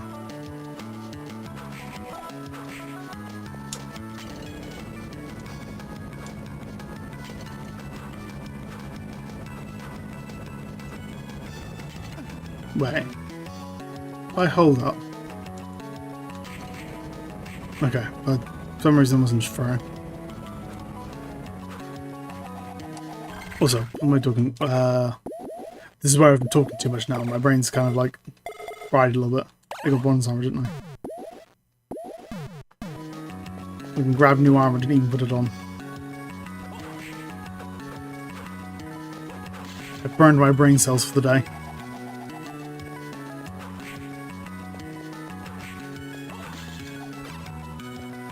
Okay, so I can probably go... God, I didn't touch this area at all. I didn't even try going over there. I could probably go over there. Let's head back. Let's continue up this way for now. Look at where I was going.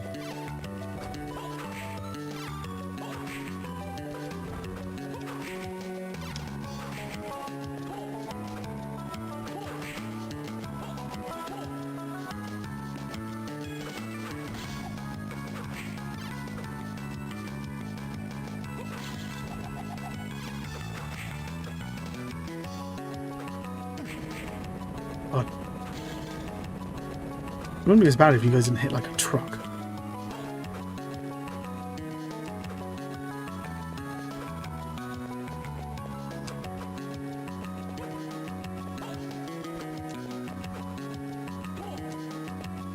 You need to double jump there, got it. Got it.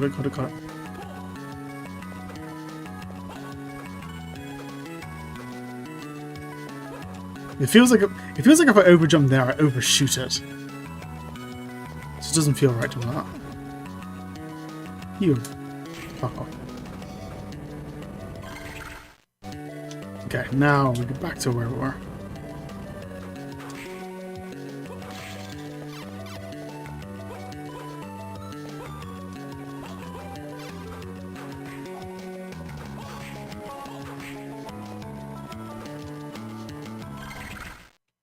Alright.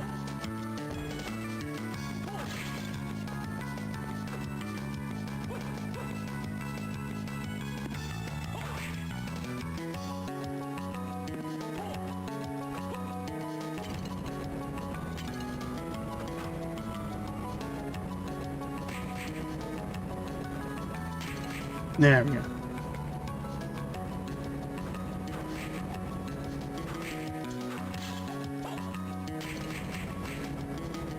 Ooh. Okay. Ooh. New card. Golem. The Golem is a mockery of man made from clay. It's the power of Earth. The old Jewish legend. Yeah. There you go.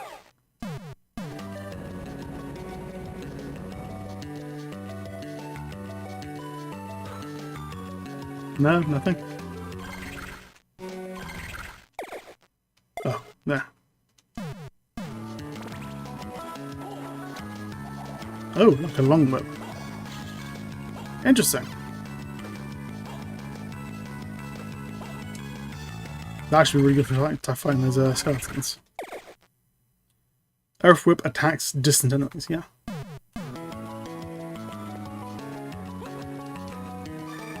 One way room.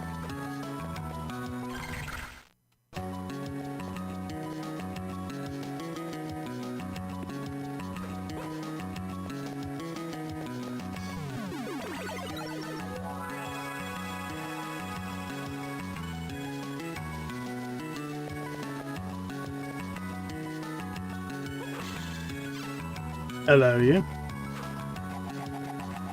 Devil Tower. Cool design for enemy that latches onto the pillars in the background.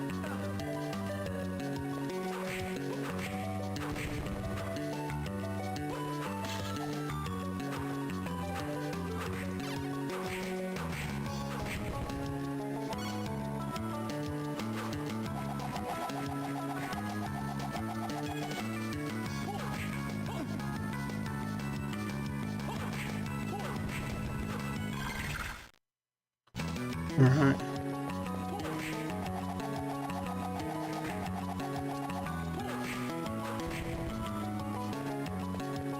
This is a fucking long hallway.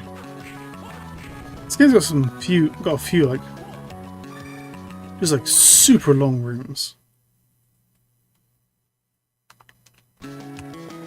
Okay, just run back. Look at that fucking janky ass little run animation.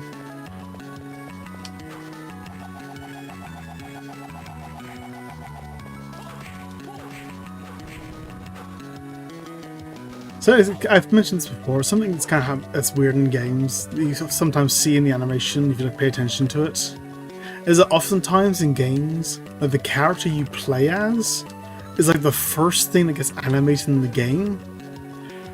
and then like all the enemies and all the backgrounds, that all comes in after the fact. That's usually how the animation works. Or maybe like you get some like random enemies here and there, but the character you play as is usually one of the first things that gets animated. You know, because the developers actually need something to work with to make the game and so on.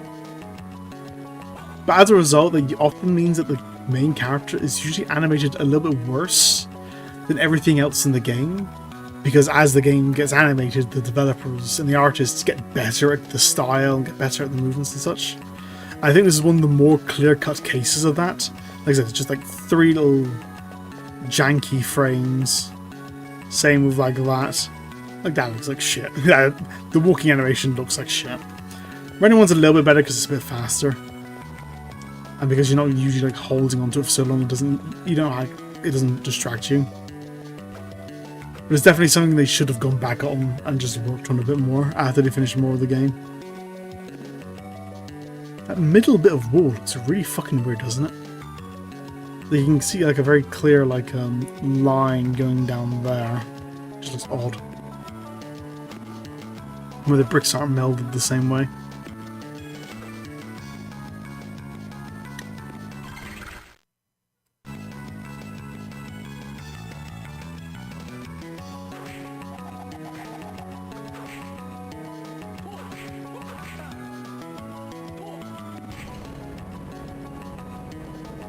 I should definitely take advantage of this a bit more. Fuck yeah, that does reach really far. It's just straight up to the end of the screen, isn't it?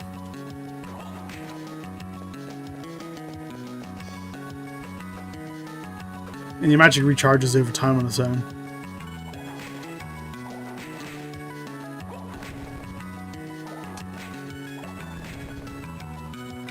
Takes a little while for it to travel over there. Well, the extra distance isn't something to complain about. Oh, the enemy's pause where you're casting. Awesome.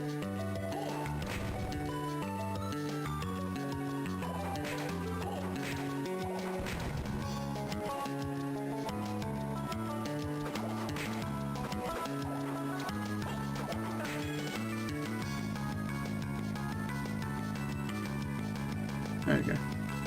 You have to like stand where you are to use that. It's going to be a block to the right. Secret room to the right somewhere.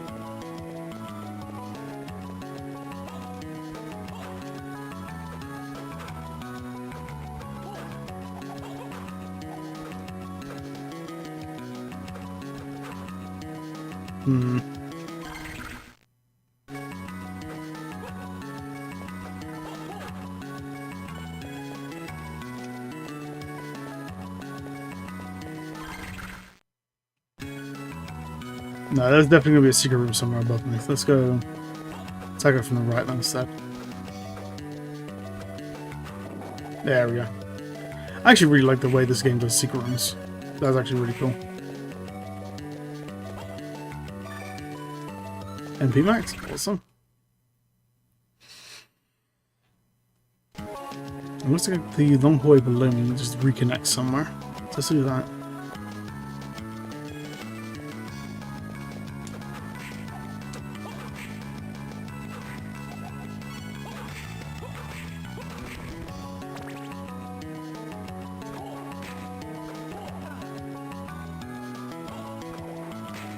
Yeah. That is a nice amount of distance. I'm glad I managed to grab that one.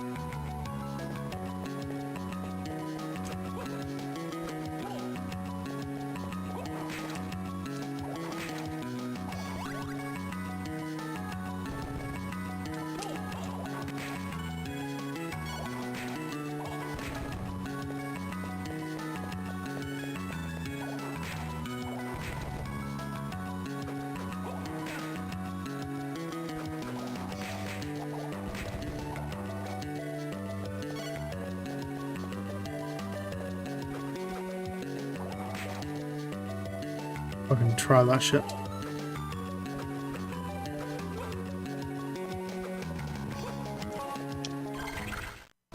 Oh, we're doing the platform thing, are we? Ooh. Okay,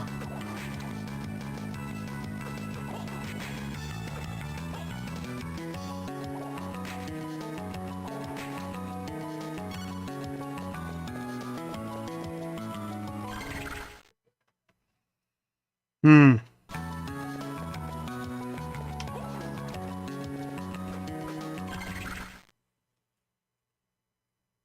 Okay, if there's a boss there.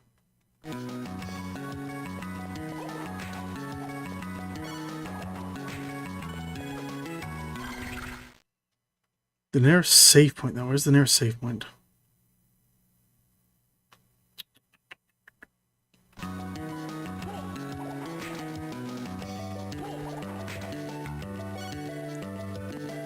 I don't want to wander straight into a boss room.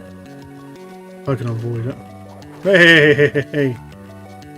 Hey, fuck you, man. Not low enough.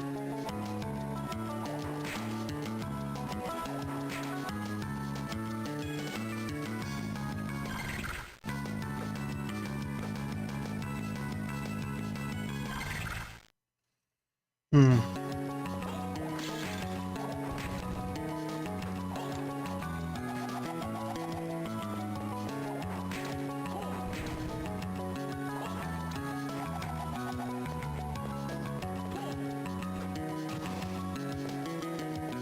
Yeah, I could get access both sides of that, but I can't get through them yet. It's like just a shortcut to unlocked. Fuck you. Perfect, okay.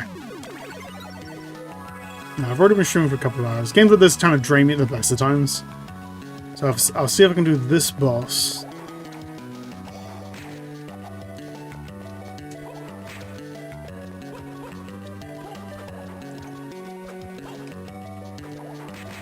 Yeah, I'll see if I can do this boss, and after that, I'll end the stream. If I can't do the boss, I can't do the boss. I might be too worn out for it. It will depend on the boss. But I'll definitely give it my best shot.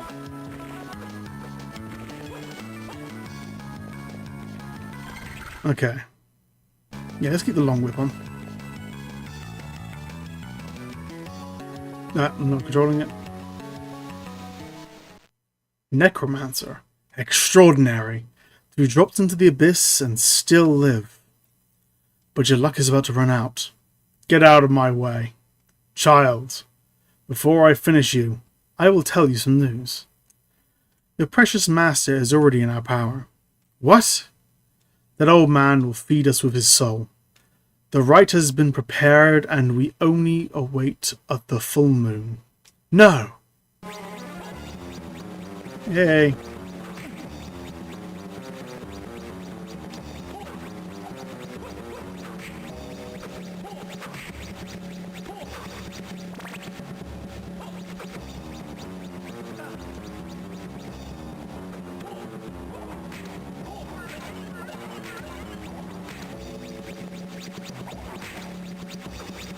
Hey.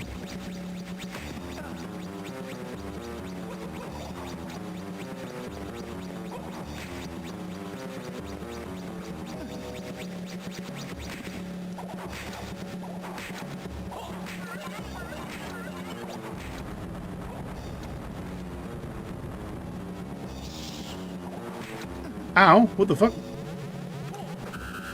Hey!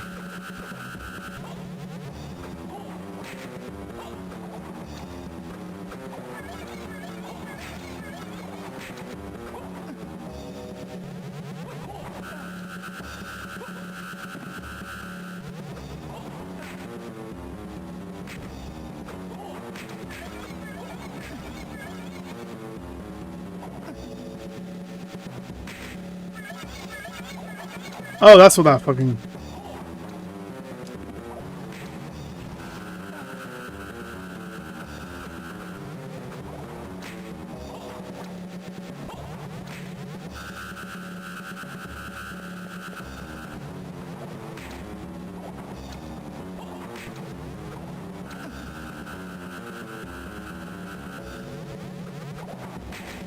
I thought the glowing from the sky... Yeah, I thought that was an attack. I didn't realize it was summoning enemies.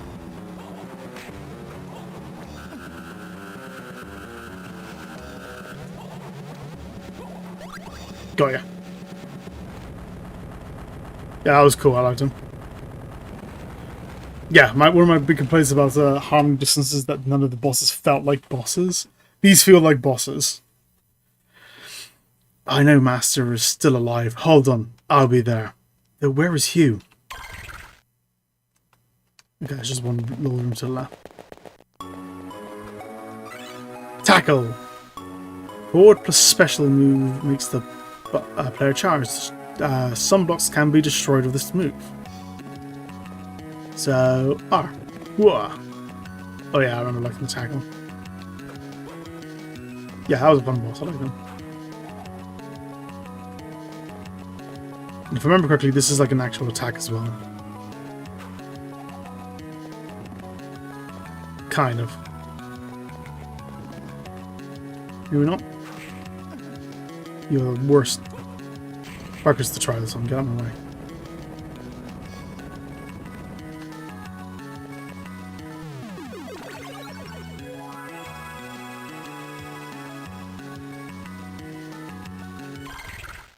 Right, okay. And directed to my left.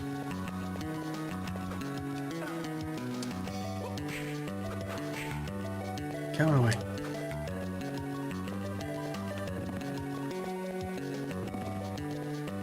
Kind of. Yeah, I can break blocks with that now.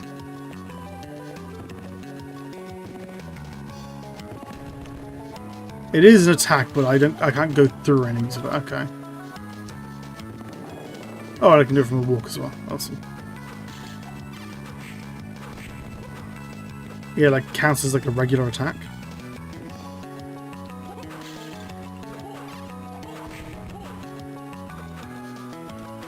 This is... That did 245. Whatever, probably not. Alright, let's go back and save. Well, no, I didn't go back and save. It's just over here. Alright, I'm gonna leave it there then because I'm kind of knackered. Yeah. I've had my ramble for the day. I've played some more Castlevania. This is fun. Oh yeah, the double tap thing is annoying, but you do get used to it, as weird as it is. The visuals are good as well. The music's good. The visuals and music is straight up better than Harmony of Distance. I kind of got used to the jank in Harmony of Distance as a thing. So it's kind of like taking me by surprise. The color palettes are better. I do like Harmony of Distance's like weird like event areas though, where you did like funny things or like hit a huge golem with like a mega hammer with a switch. Like that was fucking weird. I liked the Harmony of Distance for that kind of stuff. That was cool. But it was a lot of jank. There's this, even with the double tap thing and the jank from that, I can get used to that, and this definitely feels a little better. I'm having a lot more fun with this one. I like the big C in the map we've made. It is weird how big the rooms are, though. Like the long fucking hallways. I do love how the what the hell was that stutter? I just heard myself. Fucking stuttering in a hell and a half there. Jesus, man. But yeah, I also love how the secrets are done. Just where it's like literally little holes in the walls and such. You can kind of figure out where they are. Yeah, it's like a lot of fun. Having a good time, but I'm low on energy. I shall continue this on another day. And until then, I hope you've had a good one. And I'll catch you next time. Ciao for now.